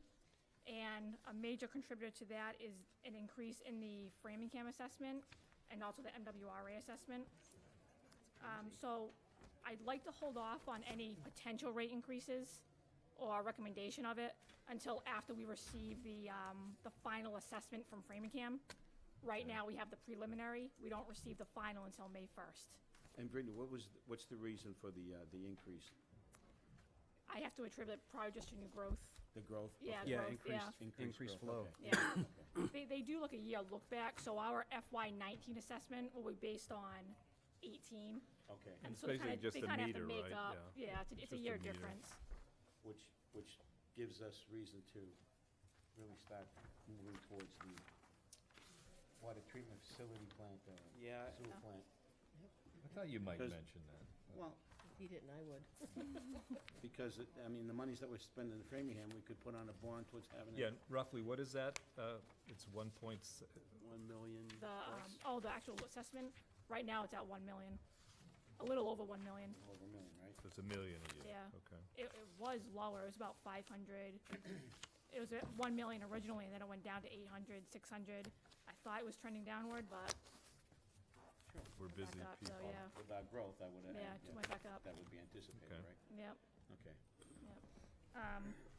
So we'll find out May 1st, and I can just give you an update as to what I would recommend from there. Water Enterprise Fund, we're doing well. I don't recommend anything there. The budget for that would be 2.8 million. Solid Waste, just a 2% increase just for the increase in trash disposal contract. This year it goes up 2%, so that budget is set for 1.1 million. Fields has a budget of 104,999. And cable access is more of a guesstimate, I guess you can say. I just estimate that they'll use maybe another 15,000 by the end of this year. They might come to you for requests. So I set their budget at 200,000. With the, And we get that money from a mix of Comcast and Verizon, yeah, right? well, it's in our retained earnings now. Okay, So I just would set the budget as much money as we have in there, okay. just in case they want to use it. Sure. And we do too. So that's really it for enterprise funds. We won't know until after May 1st, is what I'll say. Do we anticipate a kick with respect to solid waste disposal funds going up as a result of China not taking as much solid waste as they have in the past? The recycling? The recycling aspect of it, yeah. No, I mean, our contract's pretty solid. Yeah, I think it's set. It's Yeah, it doesn't, you know. When does the contract get up? Did you say that? I thought we just signed. It was just renewed last year I was for gonna say it was a year, right? 3 Yeah. years, 5 years. Yeah. Yeah, it was just renewed. One thing we will, I think now is not the right time to do it because of all the things that are going on already. But I think in the future, we're going to need to make a decision as a community how we're going to handle trash moving forward, whether we want to move towards a bin type system, whether or not we want to continue to use the pay-as-you-throw system, a hybrid approach. We have prepared with our rate setting structure over the past few years to be able to purchase bins without having to raise the rates exponentially to pay for those bins. So it gives us a little flexibility, but that does need to be a discussion that we have on the radar soon, eventually. Well, and I think we also have to have the fields on the radar as well. So at some point, we need to have a serious discussion about the field fund. So Yeah, that's a good point. We should bring in, who administers the field now? DPW. So Doug's our field guy? yeah, but that was by default. That wasn't by design, and it's Just not got the, handed it. it is not the by far the ideal situation nor desirable situation. So we have to deal with it, I think, financially and in an administrative way. Yeah, So let's put it on the we've agenda. right, we've got to deal with it. So the other question I have, and it's unrelated to the funding, is we cut off trash pickup today at a certain time. Yes. Does that mean that it just gets, is everybody bumped a day at this point, or is it just added on tomorrow? What's the plan? I believe so. I would actually defer to Doug if you. Got it here. Yeah. Most likely, I'd have to check with David Miller Yeah. first of all. I'd have to check with Miller first of all, but most likely they Just finish bump a day. off today, tomorrow morning. Okay. And nothing So your regular Thursday pickup will still get picked up then? Yeah. Okay. Most likely. But maybe there's an email here from Miller, so let me check. Okay, thanks, Doug. Unfortunately, the message that went out today was not a real message. You heard Ed Berman say, here's an important message from the Public Works Department, and that's all it was. And it faded out a little bit. All I heard was an important message from the Public Works, and there was no information as to what it was. Now, it wasn't relevant for my street, because we weren't being picked up today anyway, but Sorry, I was doing other things today. It might have been, That's a okay. few things might have been happening. it was a little busy. Yeah. I did get the full message. Okay, good. Very good. Okay, Brittany, so So yeah, I know I gave you a lot of documents to go through if you have any questions on anything.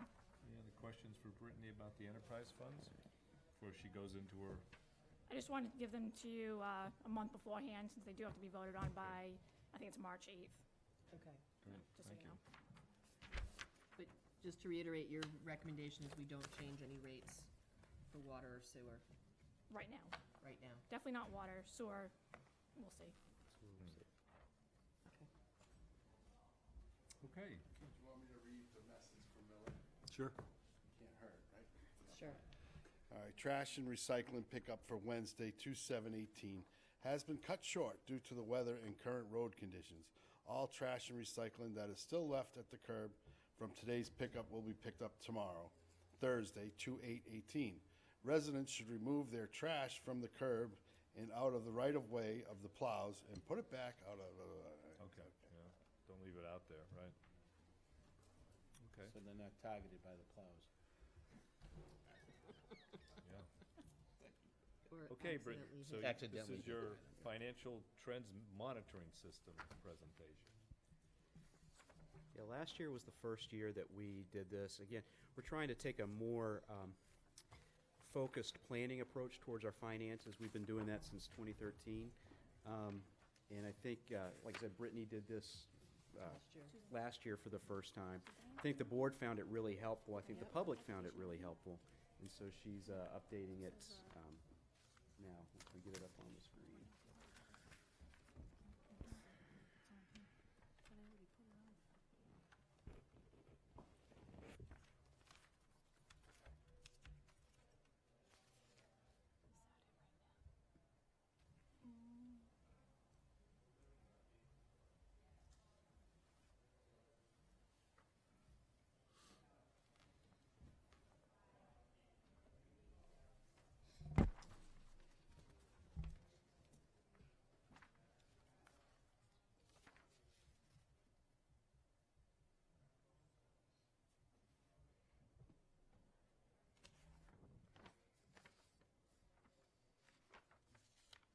We are not in business. There we go. There we go. Okay. She's getting nervous there. Well, yeah, I was like, ugh, I don't know. All right. So this is the second year that we're doing the financial trend monitoring system. Last year was our first year. Michael had originally approached me about 2 years ago and put a document on my desk and said, I would like this done. And I said, okay. And now it's, yeah, that guy. Now it's become, now it's become a document that we also include in the budget document as well. And it helps to meet the criteria of the Government Finance Officers Association as well. So this is the first cycle that we're seeing this trend monitoring. So what is the financial trend monitoring system? It is, there are key financial indicators that are used to assess the financial direction of the town. And this isn't something that the town makes up, the financial indicators.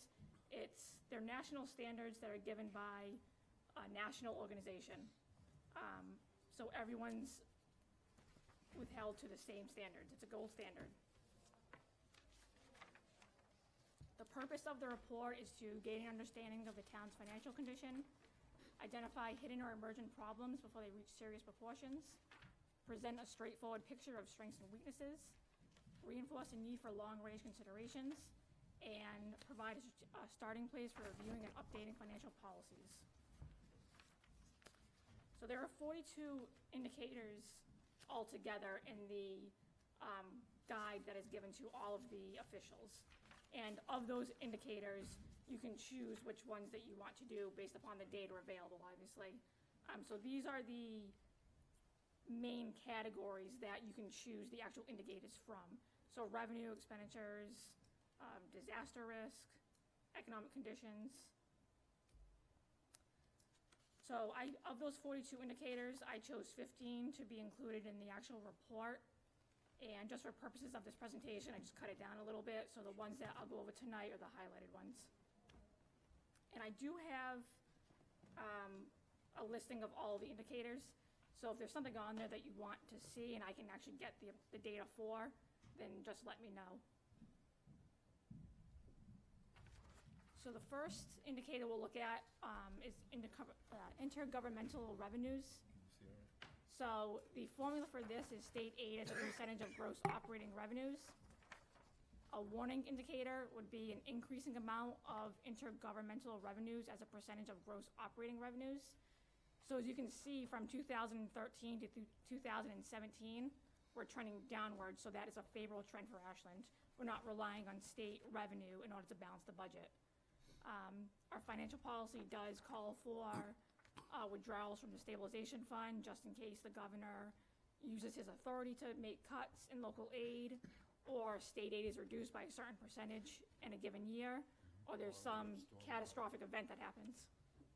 Not stormwater. So we've been able to absorb anything in state aid and improve services as well. So if you have any questions on any of the But the point is, the fact is, we still rely on state aid. I mean, that's a significant. Well, of course, it's probably yes, $7 million yeah.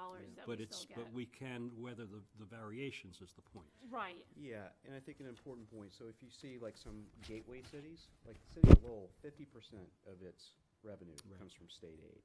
So if there's a reduction in state aid for cities like that, it is a dramatically. Impacts programs dramatically. Significantly. Yeah. So the next indicator is economic growth revenues as a percentage of operating revenues.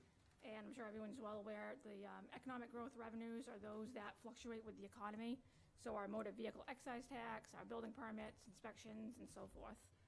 So that's an interesting, but, you know, you could have a good economy, but your building permits could decrease, especially, right? I mean, if we reach build out, we're not gonna have major developments. Or if no one wants to strictly build here, then. Redevelopment. Yeah, so Yeah. it could be redevelopment. It could, so building permits also include things like additions on homes, you know, things of that nature. So as people have more disposable income, you know, they're able to, you know, make home improvements like that. So all of that factors in. So can continue. Exactly. Yeah. Okay. So the warning trend for this is a decreasing amount of elastic operating revenues as a percentage of net operating revenues. And as you can see, we're trending upwards in a very favorable manner. But it's very important to point out that we do have some very large developments that are coming to a close, including the RTD. That should come fully online summer of this year, and I think spring of 2000. So how does that work? Does some of that revenue go to next fiscal year or not? That should be, by the end of this year, it should be fully End of this fiscal completed, and then they'll be Oh, okay. occupied by summertime or So early June 30, okay. fall. So the building permits and then Yeah, the early new fall. growth. Well, I'm sure they already have people lined up to get in there, honestly, but, Oh, yeah, they're there, I guess, okay. yeah. So, I mean, I just want to pause on this one and hammer it home, the fact that, you know, we've taken, I would say, a more of a smart growth approach. I don't want to say an anti-growth approach, but a smart growth approach. And discouraging some of these larger developments. And so that is going to have an impact on our budget. So when you see us be a little bit more conservative in our budgetary estimates and our assumptions, there's a reason why. It's not just because we are trying to play it safe. It's that we know that this trend is not going to continue over the next 6, 7, 8, 9 years. And so we need to find a way to make sure that we're prepared to handle that decrease when that happens. And the two assisted living communities that we have in town now, this is part of that growth aspect too. And those are completed, so we won't see that. As part of that picture anymore. Exactly. Right. So is that the the Lantern at Warren Woods that you're? No, that would be No. Waterview Lodge Oh, okay. and So those are, it's a Valley Farms. yeah. So there's a few more projects that have a few more subdivisions. Right. They're smaller projects, but nothing major like the RTD. And the other point is our free cash number. You know, generally each year, about half of its revenues, excess revenues, in addition of what's been estimated, and half are turnbacks. So a lot of that revenue is from excesses in some of these economic growth So revenues. free cash has been like over $1 million, but you're saying it could be 500,000 maybe. Yeah. Yeah, for motor vehicle and the We should permits. start a pool or something. A guess? It's okay. We could top it off. Yeah. Yeah, that was pretty good. Good side. So next slide is just a comparison of property tax bills of Ashland compared to other towns in the area. So we're relatively, we're in the middle, I guess you could say, in terms of our tax bill. And that's based on, That's actually the 2018 average tax bill. okay. So, I mean, we're still, I think, so you see there, I mean, we're $1,100 less than Holliston. You know, $2,500 less than Hopkinton, some of our adjacent towns.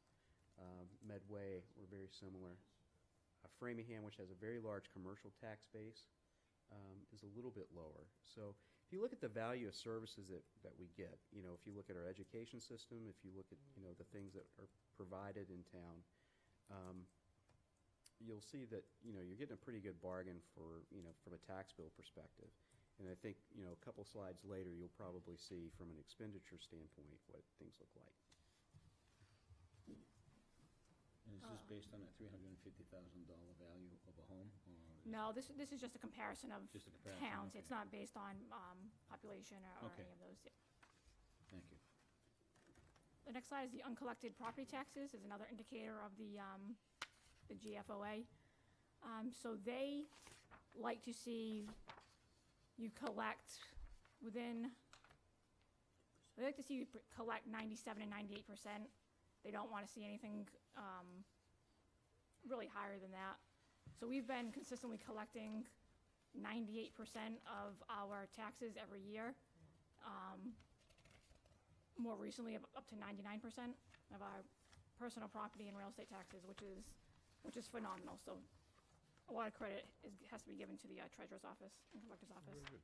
Yeah. I'd be curious to know whether or not the 2% that are uncollected, are they the same individuals year after year? They could be. After a year, a property is liened, Okay. and then after that year, you have 2 or 3 years to put them into tax title. Right. So they actually are moved out of this number, this receivable number, and they're put into another account. So it most likely newer people, but it could be newer people and then the people that are already in tax title, just not paying future years of bills, and it's just adding up. And those people that are taken off the board per se and put into that other category, are we going after those individuals through legal means to either take the land and/or Like a tax The title tax title, right. auction? Yeah, I we mean, look at that every. Yeah, we should, every it'd be year. interesting to see that at some Right. point, like this year's list and what's happening with it. Right. Put it on the agenda, because it's always an interesting thing to look at. And we looked at it last year, and the prior treasurer collector had a firm come in to look at the tax title to see who was in it, see if they would be interested in buying any of the receivable balances. Some of them were like landlocked; they weren't interested. It was very little. There was very little property that was actually of value to them. So once 2017 goes into tax title, the treasurer collector is going to have that company come back out and look at who's in tax title again. Okay, thank you. I didn't mean to interrupt you, but thank you. No, it's okay. So this is a slide that shows the expenditures per capita.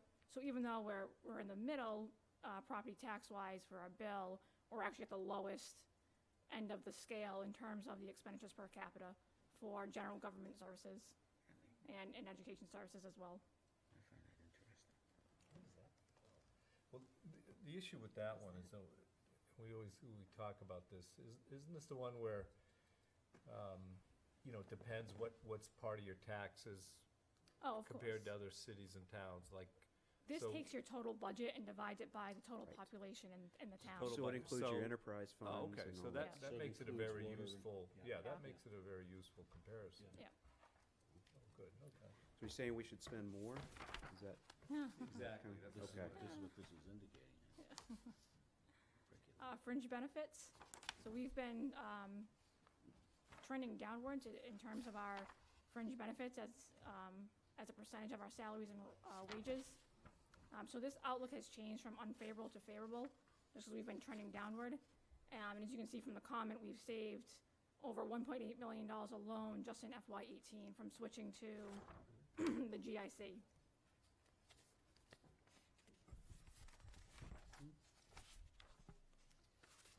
So the next indicator is the financial reserves as a percentage of operating revenue. So as you can see that we've obviously hit our target of the 10%. It's actually not in the slide, but 2018 is where we appropriated the percentage of free cash into the general stabilization fund. So we've reached our 10% target.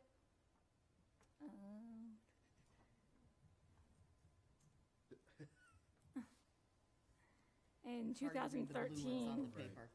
So, 12 for the sped and 227. no, it's 1.2. 1.2. 1.2, I'm sorry. So as we have reached that 10% figure, you're not gonna see such a dramatic rise anymore. That's gonna level out. Yeah. And so we've reached our cap on our special education stabilization fund, so you won't see that go as well, as much either. And then you're also not gonna see that OPEB stabilization fund there anymore because It's we gone moved to all the of that to trust. the trust. So, That's really the So, but we same can thing. track the trust, we can take it from the fund and put the trust here to see. yeah, there's probably a better way of looking at it in a couple of slides. Okay. But I think, so in addition to, you know, being able to stabilize our finances for a long-term period and look at addressing some of our long-term liabilities, you know, we've also been able to add services. So that's the balance that, you know, I used to talk about a lot more is, you know, how do you find that balance between saving and addressing your long-term liabilities and making sure that you're not underspending and, you know, trying to add services that are appropriate. So, you know, I think if you contrast the two, if, you know, just in this slide, we've done a pretty good job of doing that collectively. Yeah. So why are our per capita expenditures so low, would you say? I mean, in terms of, Because we why do, are we just like in the middle of the pack? because we do a good job of managing benefits, we do a good job of managing debt, and we just don't spend as much per. So what you have to do is you, as a board, and like as a school committee needs to look at, okay, what are the value of services I am offering? What am I getting out of the dollar that's being spent? And so even though we're on the far left end of the expenditures per capita, I would be confident in putting the quality of our services, the quality of our DPW, police, fire, schools, with any of those other communities. So, again, this is why I keep on trying to tell you to, like, you should really be trumpeting all of this, and you know, pointing out that we're doing a good job of managing the funds that we do have.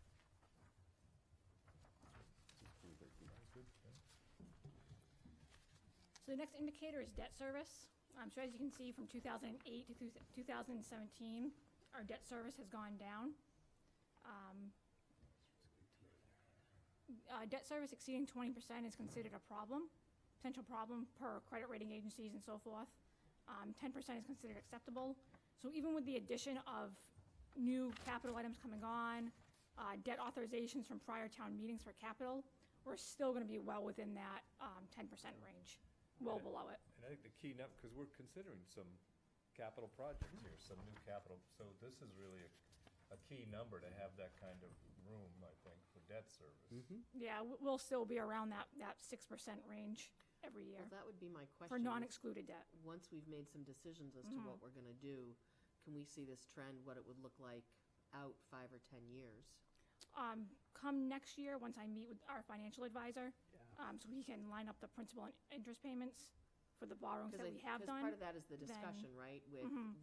With some things going off debt, but trying to add new things on. Mhm. Public safety building, a school long-term, some of the other things Yeah. that we've done previously will be coming off. Stormwater. You know, but stormwater won't be debt unless it's Trail. unless I it's want the- it to be dead, yeah.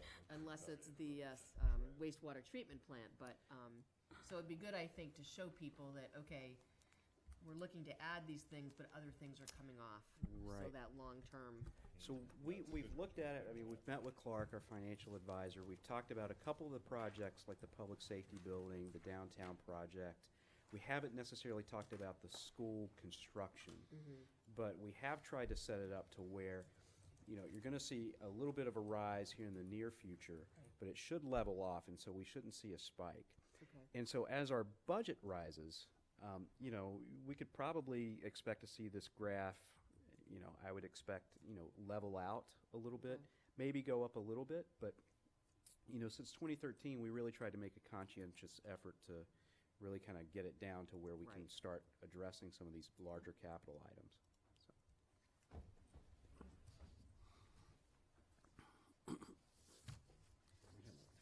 So the next big indicator is other post-employment benefits. We just had our valuation done last year for the next, which covers us for the next 2 years, and we are now at 5.5% of funding, which I changed the outlook from unfavorable to favorable. It's not a high percentage, but we're moving in the right direction. You can see we started off at 0% in 2013, right. when Michael started, and we're now at 5.5% funding.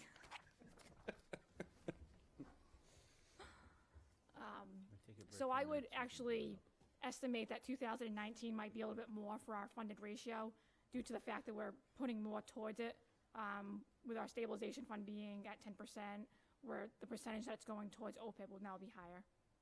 So is there any conversation as to what is a good percentage to have? Because in all reality, we know that we're never gonna get hit with, you know, a $43 million bill at Right. once. Right. So at some point, you know, do we really need to keep funding until we hit the $53 million, which some people are saying? Or is there a good percentage to have and then carry that forward? Or are we always gonna be putting money into this? I think we'll always put money into it, but I mean, that 53 million is a moving target as well. Yeah. That's really a snapshot in time, and that's for that. That's a good Fiscal point, year. because I think that is Yeah. something that gets lost Yeah, on so a lot of many people are like, Mhm. we have to have that money. Yeah, this OPEB liability of 40, you know, something million. And the way it makes it sound, and I think some people actually believe this, is like it's a bill that comes due right away. Right. Or at some point in the future, and we're not gonna have it. And that's not the case at all. That's just the liability when you amortize it over a period of, I believe, 30 years. And it looks at existing retirees and then also potential future retirees and what they're, because we're paying for retirees right now. That's right. So what you really want to look at as part of the OPEB structure is what is that annual amount that you're going to have to pay each year. Yeah, Right that's now the it's- sweet spot, Yeah. right? So right now it's about $1 million. You know, if we go down this path, probably in 30 years, it's going to be around 3 million or 4 million. And as our, The annual cost. yeah, the annual cost, but as our trust grows and the amount that we're putting towards it grows, that number shrinks. So that 4 million will shrink down as well. Because one of the other things to look at is what we're actually paying on an annual basis for these OPEB, right? Wouldn't that be good to know so that people say, oh, you know, we have this, you know, potential $53 million liability at the end of fiscal year 19, but in actuality, we're only spending X on a yearly basis. Right. I think it No, would be that's good data I to can see that, absolutely give right? you. Rather than what you're just, you know, what you're looking at is what are we actually paying on an annual basis for our OPEB liability currently? Or what we're paying for retirees right Right. now Right, is right. what I could provide you with Do we data. get an assessment from the GIC or something, or how does that?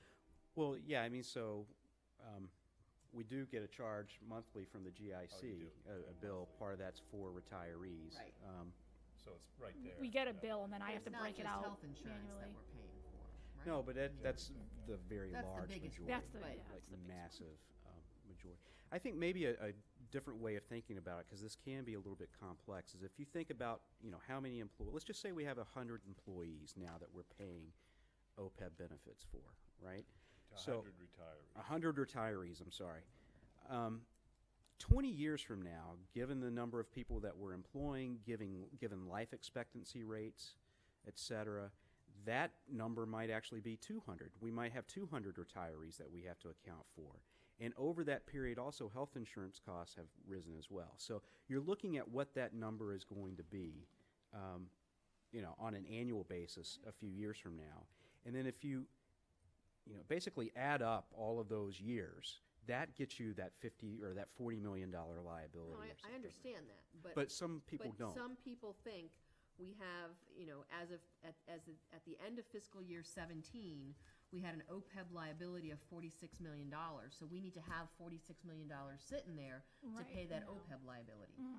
But in none of our lifetimes are we going to get a single bill that's $46 million. So to, I think, help people understand is what are we paying on an annual basis for our retirement benefits at this point? And that we want to make sure, we're building on, rather than. It should be At something some that we can, point- we can we track. can definitely At factor some that in. point, that we start to use the fund, though. Yeah, we don't would start using the trust to help balance Because it'll all of be that like, out. say it's $1 million this year, Well, not anytime soon. right, Maybe but there in must be 30 a years point from at now, which but- we start using it, Using those otherwise savings, why are we doing otherwise it? why have it? Right. The whole point of the trust, though, let it sit right now, let it soak up all the interest and, Right, Right. so at some gains and- point, we and want it to everything. take it out of operating, Right. we'll. Well, you might not have, you would Not a lot of subsidize it, it with right, subsidize Yeah. your Yeah, trust. That's okay. Yeah. So we're going in the right direction. Yeah. So. So, Britt, question. Yes. Based on this model here, do we have any other unfunded liabilities that the only would fit unfunded under this? liability I don't that know can- if stormwater would be considered an unfunded liability in this model. Right. Like but- mandate, an unfunded mandate? Well, or- it's The only thing I whether, can really you know, think of. what's the definition of an unfunded liability according to this model, this system? As far as OPEB is concerned, or just No, a no, liability no. in general? According to this process that you're using here, what are they, because it's one of the indicators, unfunded liability. Well, yeah, OPEB But is one of the. separate from OPEB. Oh, Is there- separate from Are there OPEB? any other potential unfunded liabilities? Pension? Current liability, maybe. Pension? Pension. So our pension is underfunded right now. What happened several years ago is that the state mandated that all communities have their pensions fully funded by the year, I think maximum is 2038. I think that's Around there, yeah. Yep. So I believe Middlesex County Retirement, which we belong to, is around 2032. I think that's what our funding schedule is. So when you see our pension assessment, you're seeing not only costs associated with paying for, today's retirees and their pension costs, there's also an amount set aside to help us catch up to that liability. So that's the only other liability that's still outstanding. So that's not included in the OPEB figure? No. Okay. Okay. No, that's an annual That is just assessment. that really we- just health insurance. So. So on the pension aspect of it, how far are we behind in that aspect? I believe 2032 is Middlesex County Retirement, yeah. Okay, but what is the difference? I mean, what is the town's? That's tough because all of the, Yeah. we belong to the Middlesex retirement system and everyone's assets are pooled together. Yeah. So we don't have our own separate amortization schedule. We So get if- assessed? I We was get just assessed. gonna We get ask you, assessed. we get an assessment from them, right? We get an assessment Okay. from them and we pay the assessment every year. Okay. Has the assessment gone up, or has it been steady over the past? It went up about 2 years ago, pretty significant amount. Right now, it's about a 4% increase from prior year. So it's really their directive to meet the unfunded mandate. It and is. bill They us get an in effect. actuary study done on their retirement system, how they're funding all the assets. And they obviously have some complicated formula that they assess towns and cities. Right. No, you just got the check and give it to them. Yeah, Essentially, yeah. basically. Thank you. That's what I thought that was, actually. The next indicator is capital outlay. So capital outlay as a percentage of operating expenditures is the formula. The warning sign is a 3 or more year decline in capital outlay from operating funds as a percentage of operating expenditures. I've changed this outlook from unfavorable to favorable, just due to the fact that last year is the first year that we have started funding capital with debt service, and hopefully we will going forward. So I think in years to come, 2018-19, we'll start seeing that line trending upwards every single year. And hopefully the DPW director and the facilities director stay, and more projects will get done, and we'll see the line go up more. What are you laughing at, Little Doug? consistency. Yeah, It'll happen. yeah. So overall, we're great. We're in great shape. There's nothing jumping out at me right now as far as this report is concerned. No concerns right now at this moment. If the governor in his infinite wisdom decided to really cut state aid because of the things that are happening on Capitol Hill. Yeah. And the domino effect that's being played right now with the stock market and everything else that's going on. What would be a figure that we wouldn't feel comfortable with, you know, with the cutting back of state aid, you know, to a certain degree? I believe our financial We have a- policies we say have it's a a reduction of guideline. 10% of That was previous 14 years. or something. I have it Previous on year's there. state aid. 10 or 14? yeah, 15. Or It's 10. around I thought there. it was 10. I think it's 10. I think it's 10. 10 is if 10 is if the governor uses his authority to cut Yeah. local aid, Or and then if it's 15% previous, okay. if state aid is from last year is less than 15%. So that's why it's important to have those reserves, and why we've been hammering on that, you know, Yeah. collectively. So, Thank you. Great. Very nice presentation. Great job, Putting Brittany. it Brittany. together. I like this kind of, this is good. It's good to see. so, I mean, I still think we're the best value in Metro West. Since 2013. The numbers. Yeah. Will this presentation go up on the website? That's good. It actually is up on the website under the FY19 budget information. All right, thank you, Brittany. Okay, Thanks, Britt. so, where are we? So, we finished with the financial trend report. I think the next one I have is the complete streets update. Is that right? Okay. Sure. So I just, wanted to let everybody know, as part of our Complete Streets project and process, we received a grant from the state to do a Complete Streets prioritization plan. We contracted with Green International, who you may be familiar with. They are the ones doing our Route 126 project and also the Riverwalk project now. As part of this process, we're getting public feedback into the program, and so I believe we have a wiki mapping site, I believe that's what it's called, where people have the opportunity to go locate a particular area of town and also make a note related to Complete Streets on that. And then, Yolanda, did you want to say anything about kind of the process and how you Yeah, so the went through Complete that? Streets is something that we as a town have been doing for a number of years, or have tried to be doing for a number of years. It was a program that we heard about, we brought it back, we created a policy. Our policy was actually voted number 7 in the community, in the state, in the country. And then what happened was, as the state further implemented their plan, you then had to have specific training. So we looked at trying to get people trained, and then that person left, and then we tried to get someone else trained, and so it's been difficult. But we're now moving this forward. I think we're going to be bringing the policy back, because we need to do a affirmative vote at some point on our policy as the board, just to make sure it's been voted on. So the process now is, with this grant, we are using the traffic safety group plus a couple of members of, we have someone from the Trails group, we have someone from Planning Board, myself, Sheila, our town planner, Doug from Public Works, are the working group looking at what streets can be improved on using the Complete Streets model. And the thing for people to remember is Complete Streets is basically improving access for any type of mobility, whether it's walking, biking, handicapped, but also cars and freight and rail and public transportation. And not every street looks the same, even if it's Complete Streets certified and set up. So some streets will have sidewalks on both sides. Some streets will have sidewalk on one side. Some may have a bike lane. Some may just have what they call sharrows, which will be arrows painted on the street to let people know that bicycles are sharing the road.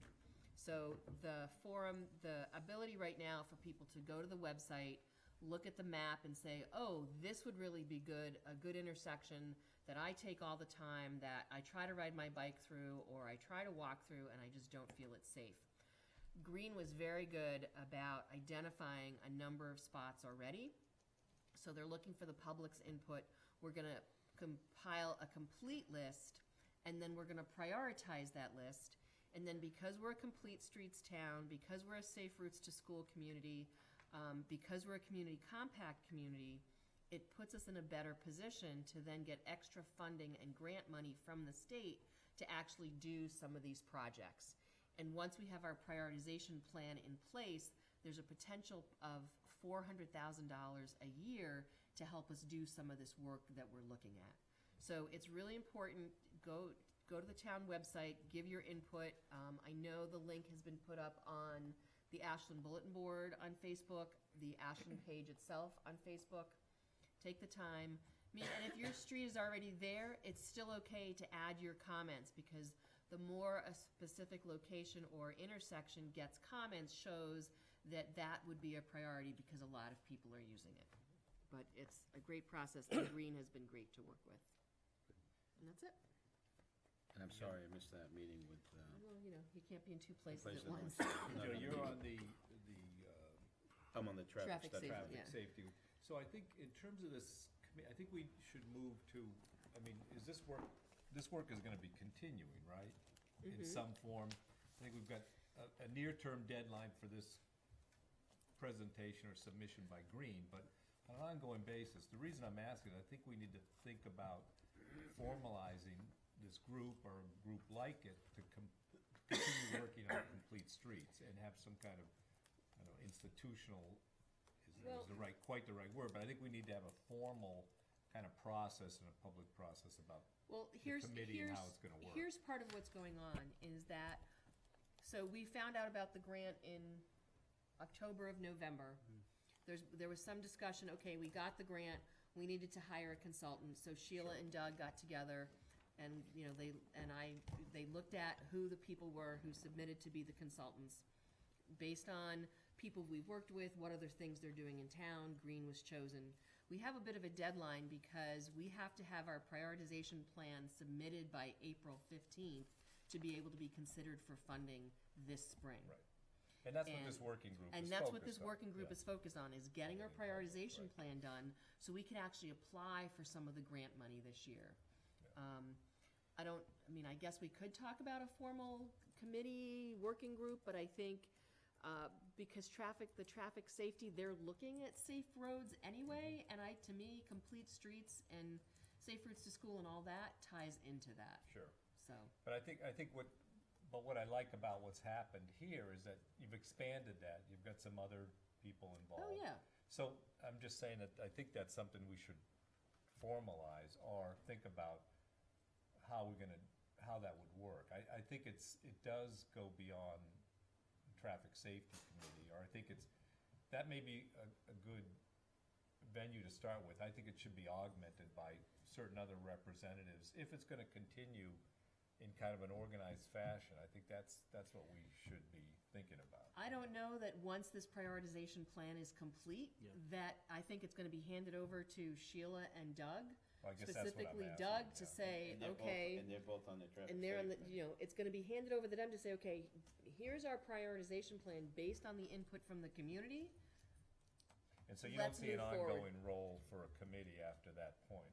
I guess that's what I'm asking. And I think with the traffic safety committee, it's one of those things similar to what we did with this group that came together for this meeting, was, okay, let's reach out to people for specific things, like we reached out to the trails, we reached out to the planning board to have their input. To have an ongoing committee set up, I don't think that's gonna be necessary once this plan is done. Yeah, it sounds that once the prioritization plan is completed, it's implementation time. Right. Right, And I think an important point to know is that the Board of Selectmen is still the road commissioners. Right.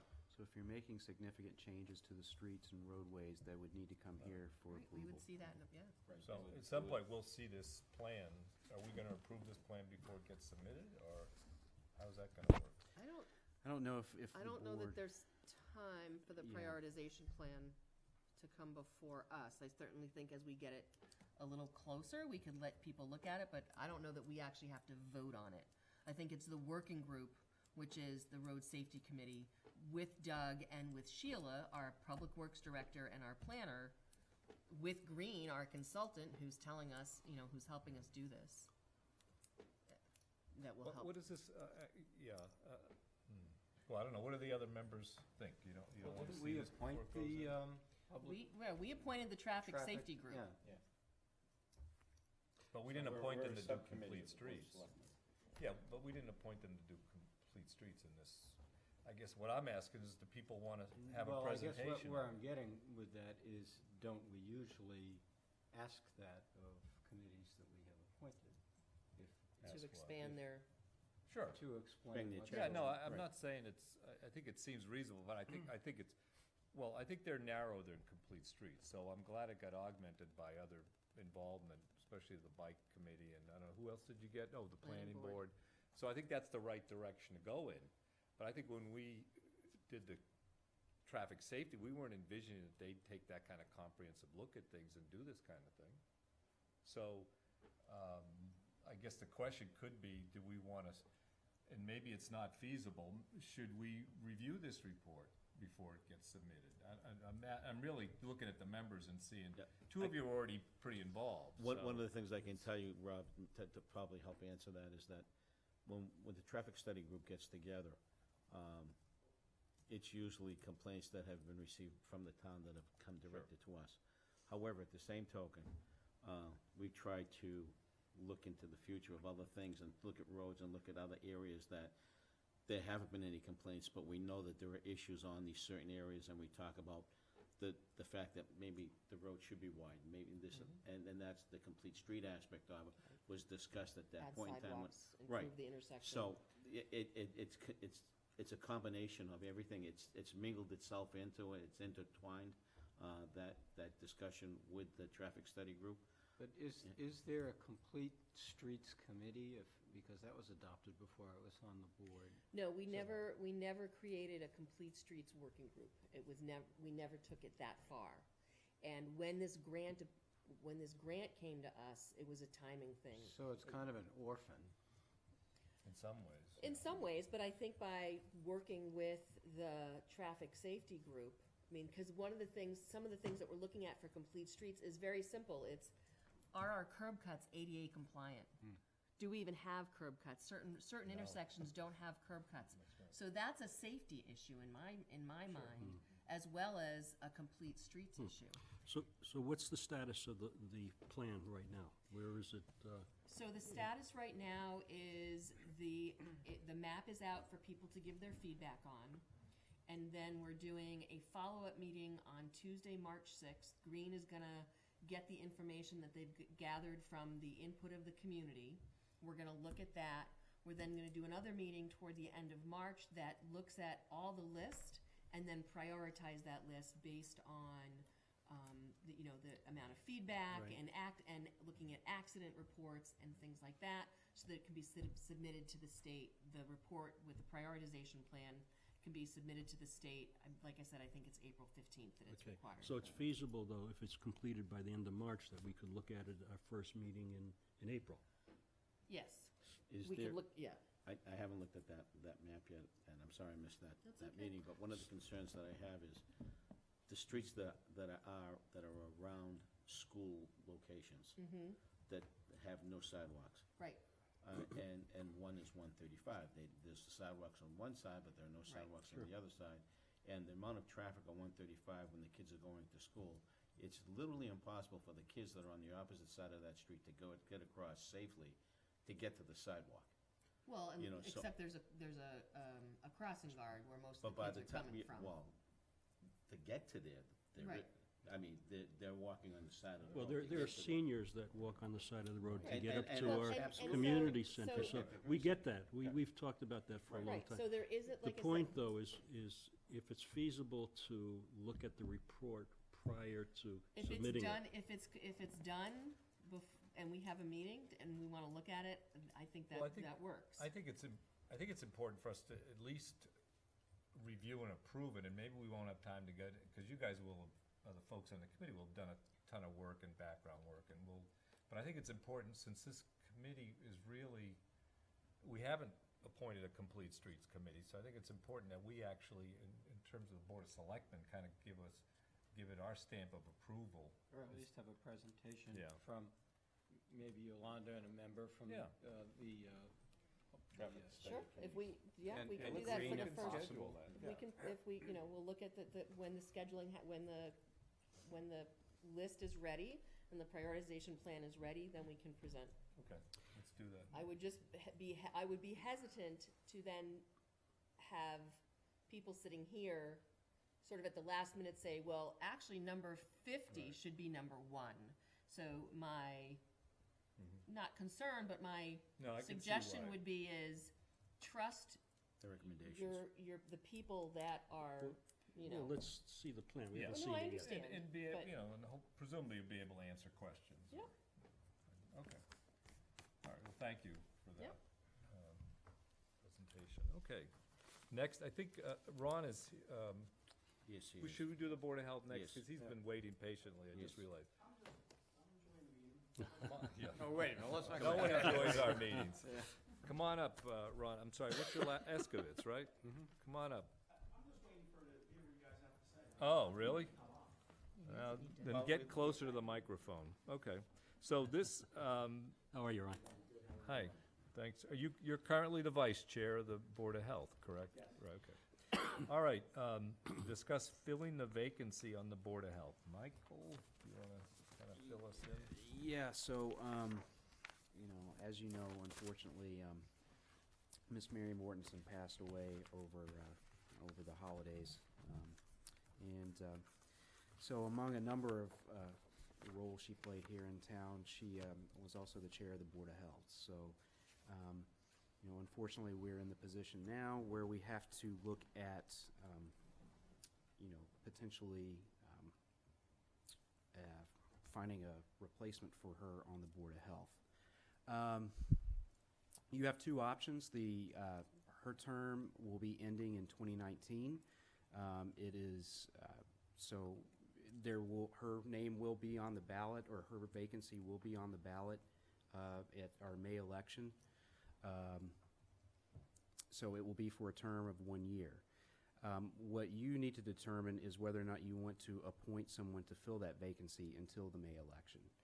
You don't have to, but that's something that you have the ability to do and have the authority to do. Well, I'm glad, Ron, you're here, because the question that I want to ask is, seeing that you're 1 member down, you have a 4-member board. Can that 4-member board work together and consciously take a vote that will not be a 2-2 tie all the time, and nothing gets done? Can you come to the microphone? And I'm sorry to put you on the spot. That's a great question. My best answer is, I don't know. I think we'd prefer to have a 5-member board, just simply because of that, because of, previous situations with the board. So it would make it easier for us, but we, certainly defer to what you Sure. guys feel is the right thing to do. So, I just watched the beginning of your meeting last night when you started to speak to the process for filling the vacancy, and there was some discussion about other vacancies, Yeah. potential or otherwise, which didn't make any sense to me whatsoever. I haven't been paying a whole lot of attention. Well, you guys haven't been meeting on a regular basis for a while, so you've been off the radar screen. But in terms of the dynamic, as of last night, it seemed to be a member advocating for even more of an appointment process here. Well, if there's going to be an issue where people can't really make regular scheduled meetings, there's Right. at least we think a need just to talk about it, not really looking for, Right. for anything else. But it would be nice to have a functioning 5-member board So instead of having Right. a 3-member board or a 3.5-member board where Exactly. somebody shows up. So it's important that, it seems to me, after watching last night in particular, that it would be important for us to fill the vacancy. I think the whole board feels that way, although not like we had a discussion about Right. it specifically, but I think everybody's expecting us to try to fill that position. I have a question, Sure. just a clarification. Mary's seat runs through 2019, so that seat will be up for a one-year term Be a in one-year term. 2018. Correct. And what we're appointing is from when we appoint to that this year's election, election. to that May election. So potentially 4 to 6 meetings, and even less, because it's now the first week in February. Do you have one more meeting scheduled in February Yeah, even? we have a meeting on the 20th. Okay. We might have probably But we don't another have a meeting with the candidate either, right? financial committee. Well, hold on. So, Then you have 2, so potentially 2 in March, 2 in April, 1 in May, and 1 in February. And that's if we can, and our next meeting isn't until the 21st. I think to get a good candidate in, we have to give people a while to submit talent forms. So it's potentially not until our first meeting in March that we're even going to be vetting people and appointing someone. Okay. I had- don't know that it's. Well, Can I we just- had a very healthy field of candidates last go-around, and I think my understanding is that several of those candidates may be interested again, so I think it's certainly If I feasible. remember correctly, it was for about the same length right, of time. right, it was a few months. We Yeah. appointed in Right. End of January, so. Oh, it good was. Extra, it was yeah. So it was an So I extra think 4 it's very feasible that we could fill this vacancy fairly quickly. Just a clarification, isn't there some process, you may have said this, but the Board of Health, don't you guys have a certain amount of time to give us a candidate, or what's the process? Yeah, well, No, that's if you choose not so the Board of Health has notified the Board of Selectmen. If it's an appointed board or committee. Oh, okay, that's what I was thinking. Yeah, I think that's so where we're you're going with different, that. okay. So do we have candidates? You say you understand that we do. Well, I don't know if we've received any formal talent bank forms at this point. I think, the first we just step made is that to, announcement the just first last step night. is to discuss with the Board of Health their desire.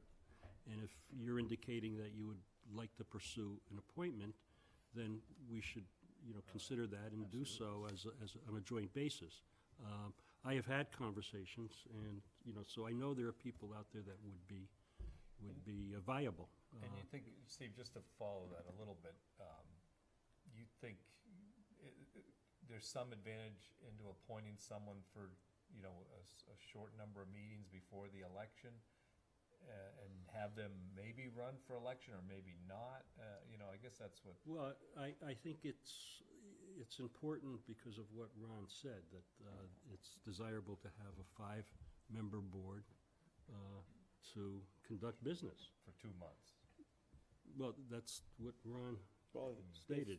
if you feel like it's better to, you might be able to pick somebody, and somebody might be more interested to fill the remainder of Mary's term, I don't know that there would be opposition to that Well, we either. can't. It has to go on the Yeah, ballot. It would have to go okay. on Has the to- ballot. All we Okay. can do is Yeah. appoint until the May Yeah. election. And, would it make sense, I guess, in a political way, that somebody that gets appointed might have an advantage going into the election? Yeah, probably. And that's actually, when you were faced with this issue before, one of your criteria, or one of the things that you asked, I didn't want to say the criteria was, one of the questions you asked is, would you run? Would you run? So, yeah, it kind of worked in reverse. Yeah, that Yeah, worked out. well, that's Yeah, true. that was great. Well, the other thing is, the nomination papers are due, I happen to know this, March 27th, so that doesn't give people a ton of time.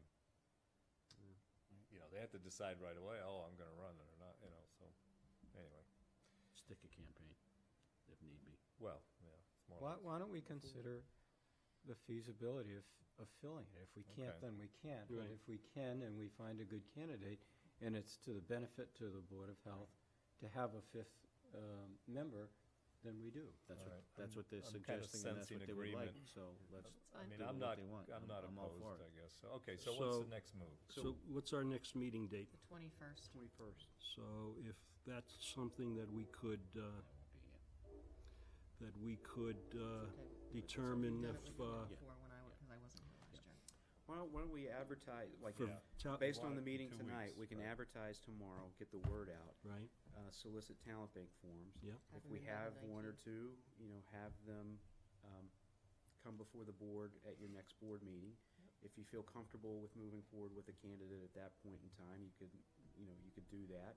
If you want to keep it open, the application Yeah. process open, you So can do that as well. Joint appointment? I believe it is a joint. Yes, it is. Yes, it is, so, okay. So it might be, the 21st of February Okay. might be a joint meeting if this plays out? Yeah, whatever, You need is a whatever quorum, works. you just need a quorum to show up. Right. So should Well, we- I'm sure we will. So Right. should we have the date to submit by the 16th then? So that we So can you have an post, opportunity to well, review. so that they can post and we have an opportunity to look through them? And if we don't have more than one, then we extend it?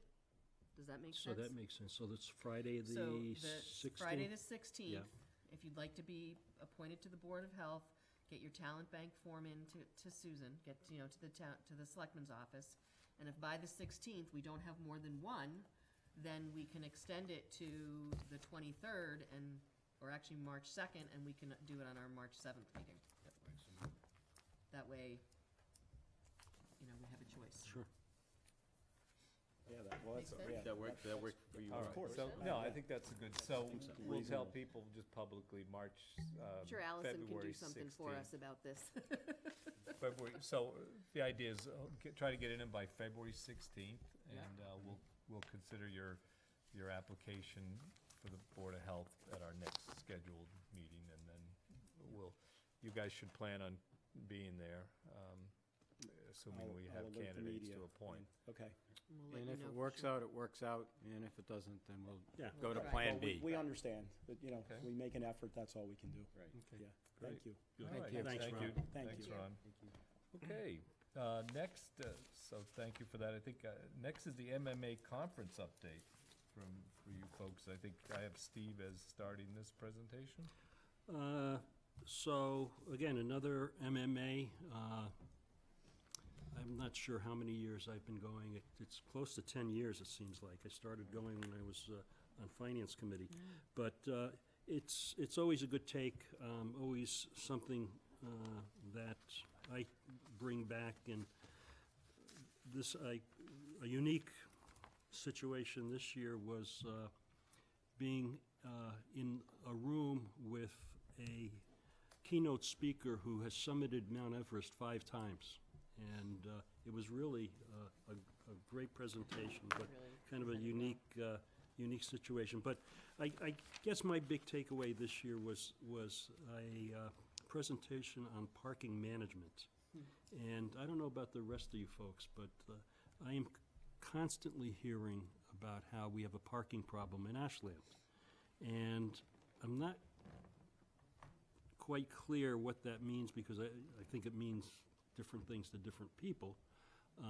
But it was interesting because every community in Massachusetts has a parking problem, according to their residents.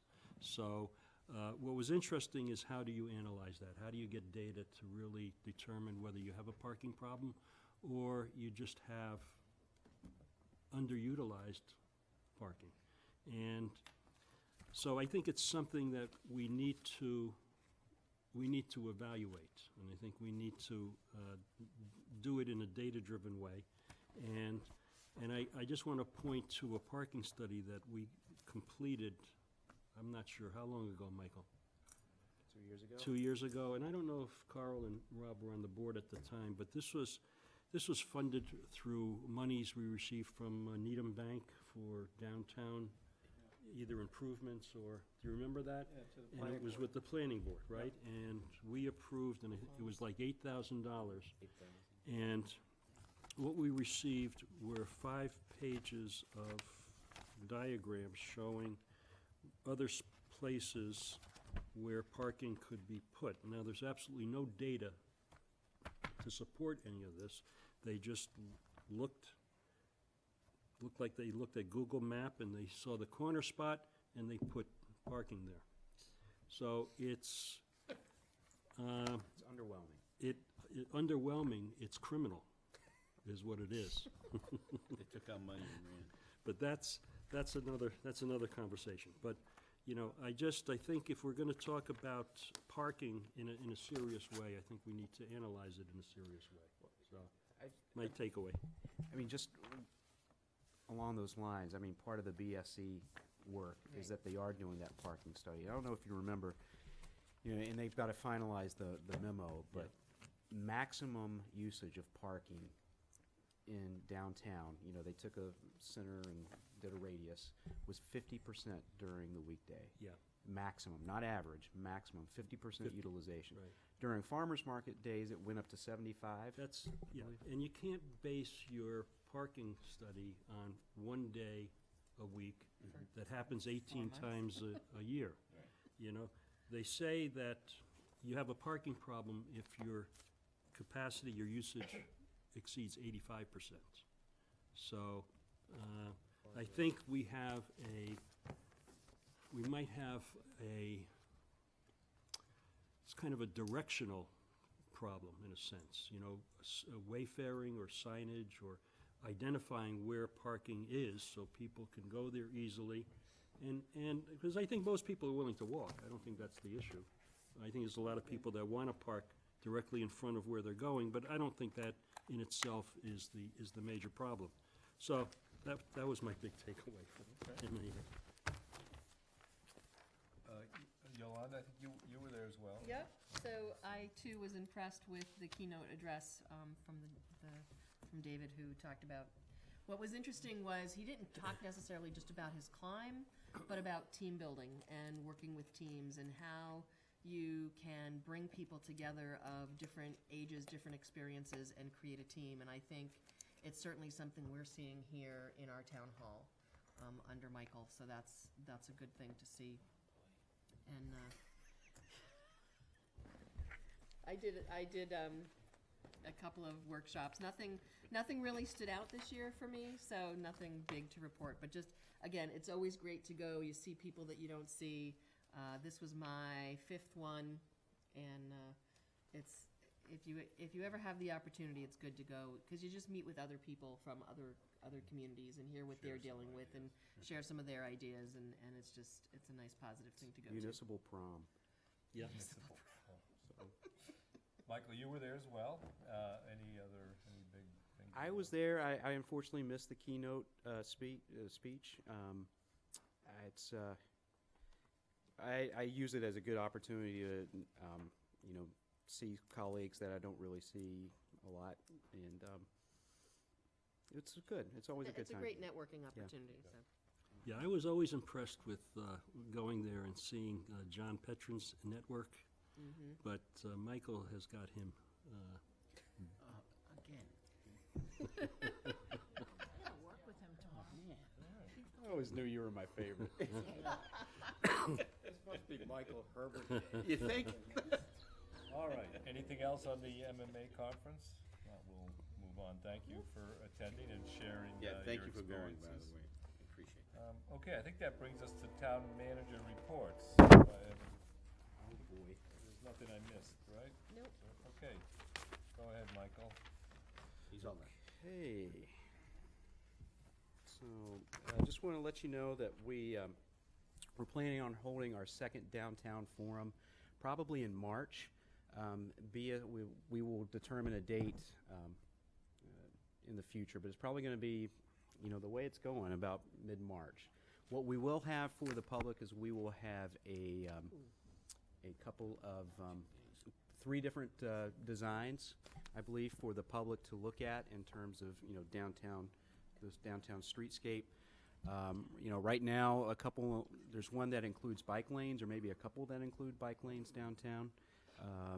You know, there's all kinds of alterations to, you know, parking or potential alterations to parking, but we'll give the public an opportunity to weigh in on each of those designs and which part of them they like and which part of them they don't like. We'll take that information, and BSC will then look at putting together one final design that will then be our 25% design moving forward, and hopefully we'll move the full design after that, and then construction. I did meet as part of this process with Eversource either earlier this week or no, it was last week, to discuss the undergrounding of the utilities. Eversource has been very, very helpful in terms of just getting us a number. They haven't really been helpful in terms of breaking that number down in terms of an expense. We also need to work with Comcast. Comcast has been helpful because their lines will be buried as well. Verizon has been a little bit difficult. The next step of that process is that we would need to pay Eversource approximately $500,000 to do a detailed design of the undergrounding of the process. So I believe that's part of the capital plan moving forward. So, making progress on downtown. So, Wow, that's a lot of money. Yeah. Is there any update on the quiet zone? I'm sorry. the quiet zone. So yeah, we actually did receive notification from MassDOT that it was assigned a project number and that we are. That was Cherry Street, though, wasn't it? Cherry, yeah, the quiet zone. It is the Quiet zone. Is that the same project or not? Yeah, the Cherry Street It's all crossing one. and the Main Street It's crossing. all one. Yeah. It's all one? Yeah, it's all one. I'm asking. Because it looked like that notification would just mention Cherry Street. Yeah, Cherry Street was, Main Street has a couple of things that they have to do. Yeah. Nothing But like it's longer Cherry's gate the arms. main, Cherry's the one that you have to Okay. completely reconfigure. So that's why they're So- calling So, it that? with the project number, does that mean they're looking to put it into is it just state money that they're looking at? Would it be their capital number? It'd be state and federal Okay. money. So we do still have the $600,000 earmark from the federal government that once we get an approved design and engineering is done, we should be eligible for that. To be eligible for state funding, to complete the balance of or fulfill the balance of the construction costs, which is approximately $1.2 million, we would need to either fulfill MassDOT standards, which mirror like complete street standards, or get some kind of a waiver from that as well. Is there a sunset on the federal money? I don't believe there is. We talked about that last year. We wanted to make sure that it was still around. Right, Yeah. still had it And we available, got right. verification that it was still around last year, but that doesn't Right. mean it's. It's not here this year, right? So or for have next they year. assigned a dollar amount with that project number? 1.2 million. Okay, but 1.2 is the whole project. That does not include the 600,000, right? No, that does.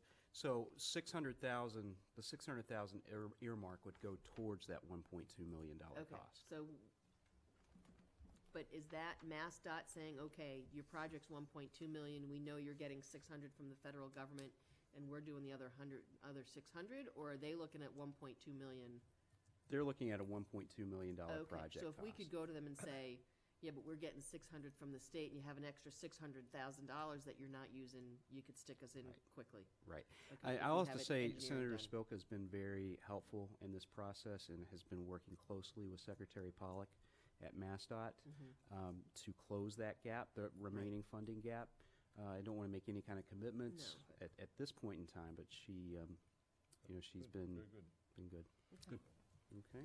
Thank you. Next is the extension of the town sewer moratorium. Earlier we had, I think in 2016, we implemented a sewer moratorium on new connections, new residential connections. We still, as Brittany alluded to, we are still experiencing large interbasin transfers where we are actually drawing water out of our reservoir and actually shipping it to another basin, which would be the MWRA site off of Deer Island. It's not sustainable. We're one of the few communities that has an MWRA sewer connection, but doesn't have MWRA water. Usually it's the other way around. You have MWRA water and a private, whether it's septic or another wastewater treatment option. So that's one of the things that contributes to our water issues, is the fact that we're not recharging our own aquifer. So to that end, I'm extending the town sewer moratorium to June 30th of 2018 for new connections, new residential connections, and we'll reevaluate it at that point. What, can you repeat what you're extending it to? June 30th, 2018. Okay.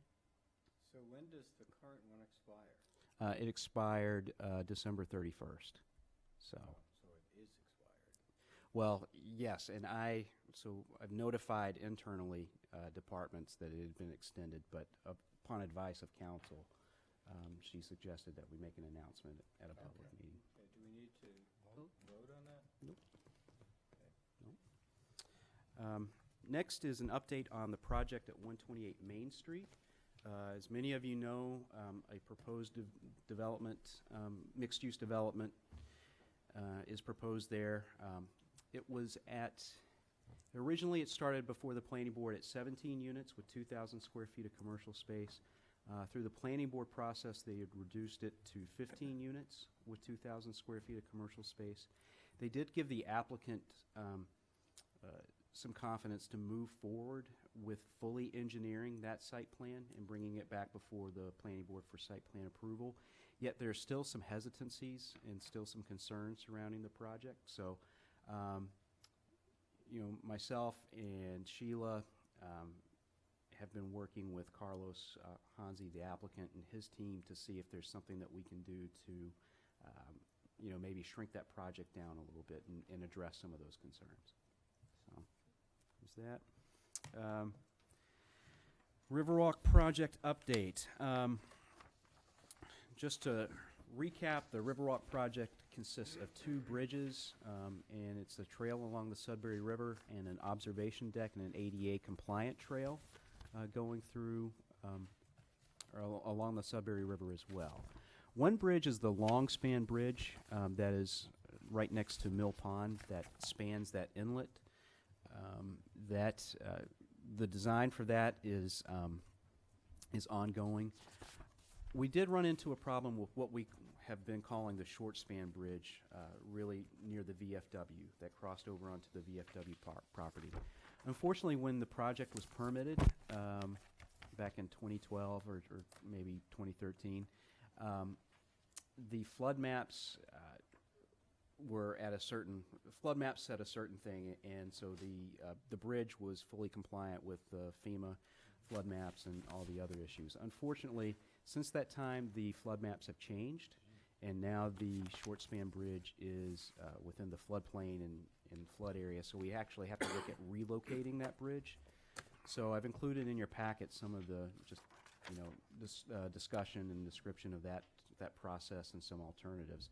It's going to be significantly more expensive than the short span bridge, so we're looking at ways that we can adjust costs elsewhere to make up for that. And all right, any questions on that? Is there any timeline on that, Michael, on the whole Riverwalk thing? So we still expect to, so because of the new bridge location, we will have to go through permitting again through the Conservation Commission, so that'll take a little while. We do think that we will be able to do the long span bridge over the summer, and as well as the trail and the observation deck. That smaller bridge is probably not going to be done until the following year. So, Interesting. Yeah. So is this a change from the one you were talking about the other night? No, this just describes it. Okay, Just all right. some of the alternatives analysis. Next is Cadillac Paint. Jen's been working hard on putting bids together for the demolition of Cadillac Paint, and then also subsequent to that to the remediation of the soil there. We did get bids in last Monday? Or last Thursday. We received 8 bids, I believe. We had budgeted $200,000 for this for the demolition of the project, or the buildings at the project site. The low bid came in at $109,000, so well under budget. I think all the references have been checked. We're in the contract stages now. We should be able to hopefully get on site by the end of February, mobilized and on site by the end of February, and start knocking the buildings down. And that should take a couple, 2 to 4 weeks, 4 to 6 weeks. And were the other bids comparable, or were they close? Or? They ranged quite a bit. Yeah. Yeah, from 109 all the way up to like 350 somewhere. The fence that goes around Cadillac Paint, is that proposed to come down as well, or replaced, or has that not been discussed? I don't think that was part of the scope in this one. It's not part of the scope, because we'll have to do the remediation. So, Right, you don't want to take the fences down until the remediation is done. right. So did you say the buildings could begin demolition end of February? Yeah. Okay. Those fences aren't holding too much out. Yeah, That's why. They're more like a they're not trap. necessarily security. Yeah. But again, it's one of those, we're very excited to, work with Dowling Corporation. That's, just everybody's excited to see those buildings finally come down after talking about it for so long. Nice. So, Now, And- are they gonna be, I'm sorry, Mike, No. are they gonna be filling in the holes with, the foundation holes? What are they gonna be filling those in with, gravel or anything like that? So is that, So it'll be part of the soil remediation process. So they're bringing in actually clean fill, clean Okay. soil. So they'll actually be taking soil out Oh, as and well then- and and then replacing replacing it it with with clean. clean. All right, cool. Good. Okay. The public safety building update, I just want to say we're still talking with a certain landowner about that and working with our consultant, HKT, Architects and Engineers, looking at a couple of different options and alternatives. What I did want to let you know is that, the chiefs and Jen and I have been talking about, how we can start getting more visibility to the need for a public safety building. And so we will probably be putting together a bunch of visual aids to help demonstrate what that is and probably go through, start putting things up on Facebook or on our website and certainly on WACA through a couple of different mediums. How about actual physical tours? We could certainly do that. We're also planning, I'm planning with WACA is to do some video tours to show the buildings, to go in, to show the detail of what's going on. But I think at some point, I mean, other if tours people, would be good too. walk in and have, and they see it firsthand, and even sometimes a video, it's good just to see it physically and be there and see it. Yeah, 'Cause- even just the pictures, I think.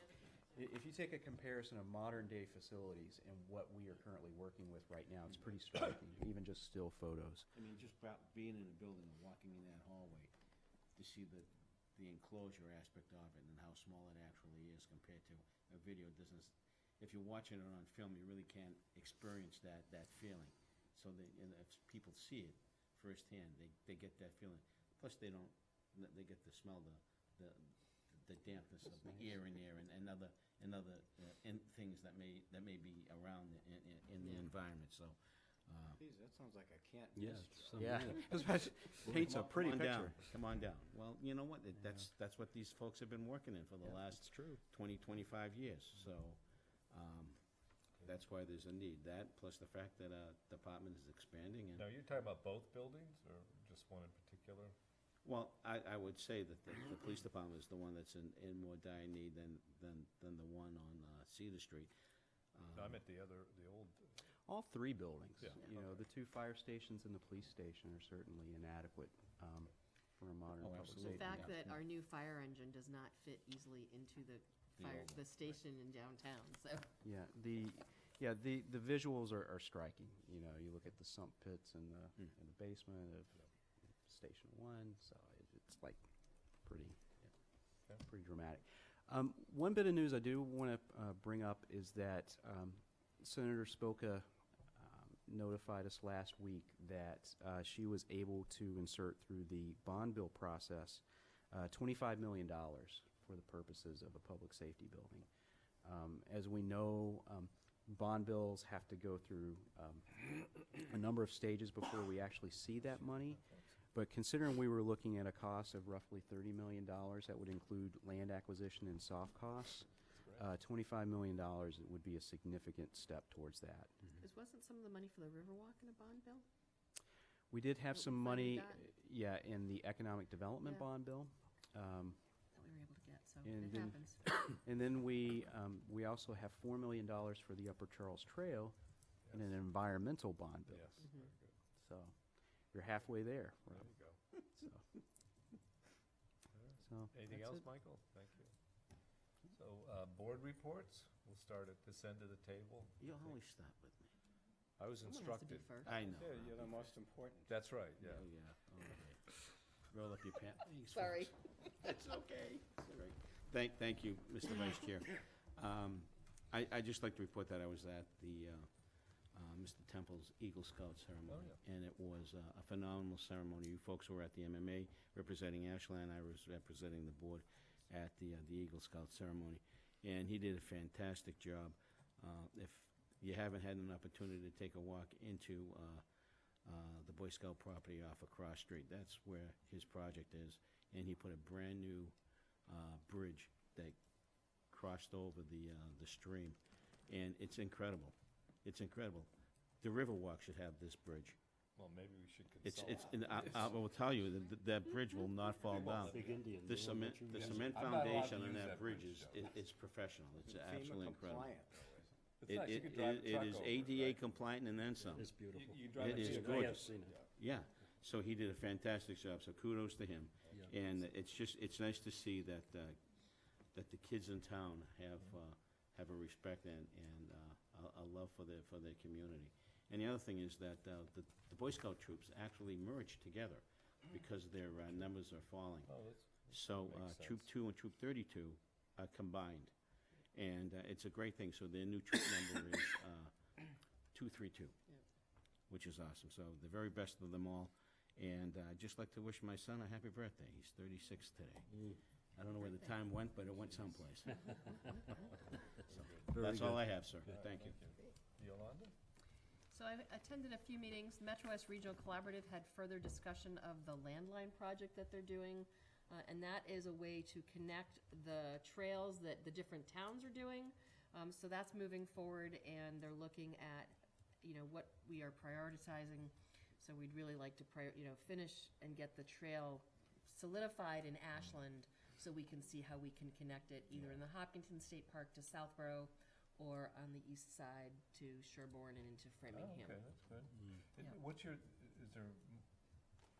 How's the Hopkinton State Park part look, in your opinion? Like, is that? They're still trying to refine that. They have a couple of different ways to go. One would be like right along the road, but because it's at the bottom beach area. And then another one is to go along, there's an outer trail of the Hopkinton State Park, but then it would go along part of a private road, so they're not sure. So that's what's still being looked at and And defined. that is going to Southborough? It's going to the Southborough train Yeah, station. interesting, rather Yeah. than, because I heard about that, because you could potentially go between Ashland and Southborough right along our tracks, Well, you'd have to get, some kind of right-of-way. right, stuff. CSX and, Interesting. Anyway, sorry, I interrupted, but MWR, whatever. interesting. So then, we've already talked about it, the Complete Streets Forum that we had with Green International. And then the last update is, I am a member of one of the MMA policy committees, and we had an update on Governor Baker's new housing program. And it was really interesting. They offer help with planning if you're looking at new zoning. So smart growth zoning, more dense zoning, downtown redevelopment. And they also have money available as you're looking at your numbers. You have to, again, it's similar to their Complete Streets and their community compact in that you don't have to do it. You can decide to opt into these programs, and they're trying to make it easier. One of the things that was up for debate is under House 4075, they're trying to make it so that some of these zoning changes don't have to have 2/3 majority, but simple majority. And it was interesting, the debate amongst the committee members, where some of them said, well, we like having the 2/3 majority because it makes the developers put a little bit more into the project and a little bit more into what they need to do to have these zoning changes happen. But other communities who have tried to make zoning changes, and Acton was an example, they lost by 9 votes or 19 votes at their town meeting to change their downtown zoning to really improve for economic development in their downtown. So it'll be interesting to see how that goes, and that's House 4075. So as I hear updates, I will let you know. What's the policy committee you're on? It's, I forget the name of it, but it's one of the, I mean, they have like 5 policies, and it's regional policy. Yeah. Okay, very good. Yeah. And that's it. Thank you. Steve? Just a couple things. I'd like to first extend best wishes to several residents that have been very active in our community and are having health problems currently. So on behalf of the board, best wishes out to Julian Doctor, Jens Thorson, and Lois Bennett. So we hope everybody is doing well this evening.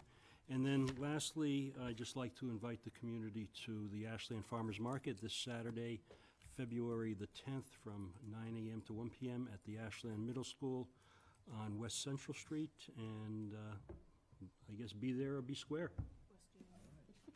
Mr. Vice Chair, West Union, if I may add Susan. one name to the list that Steve Sure. just added, and that would be Steve Zanella. Oh.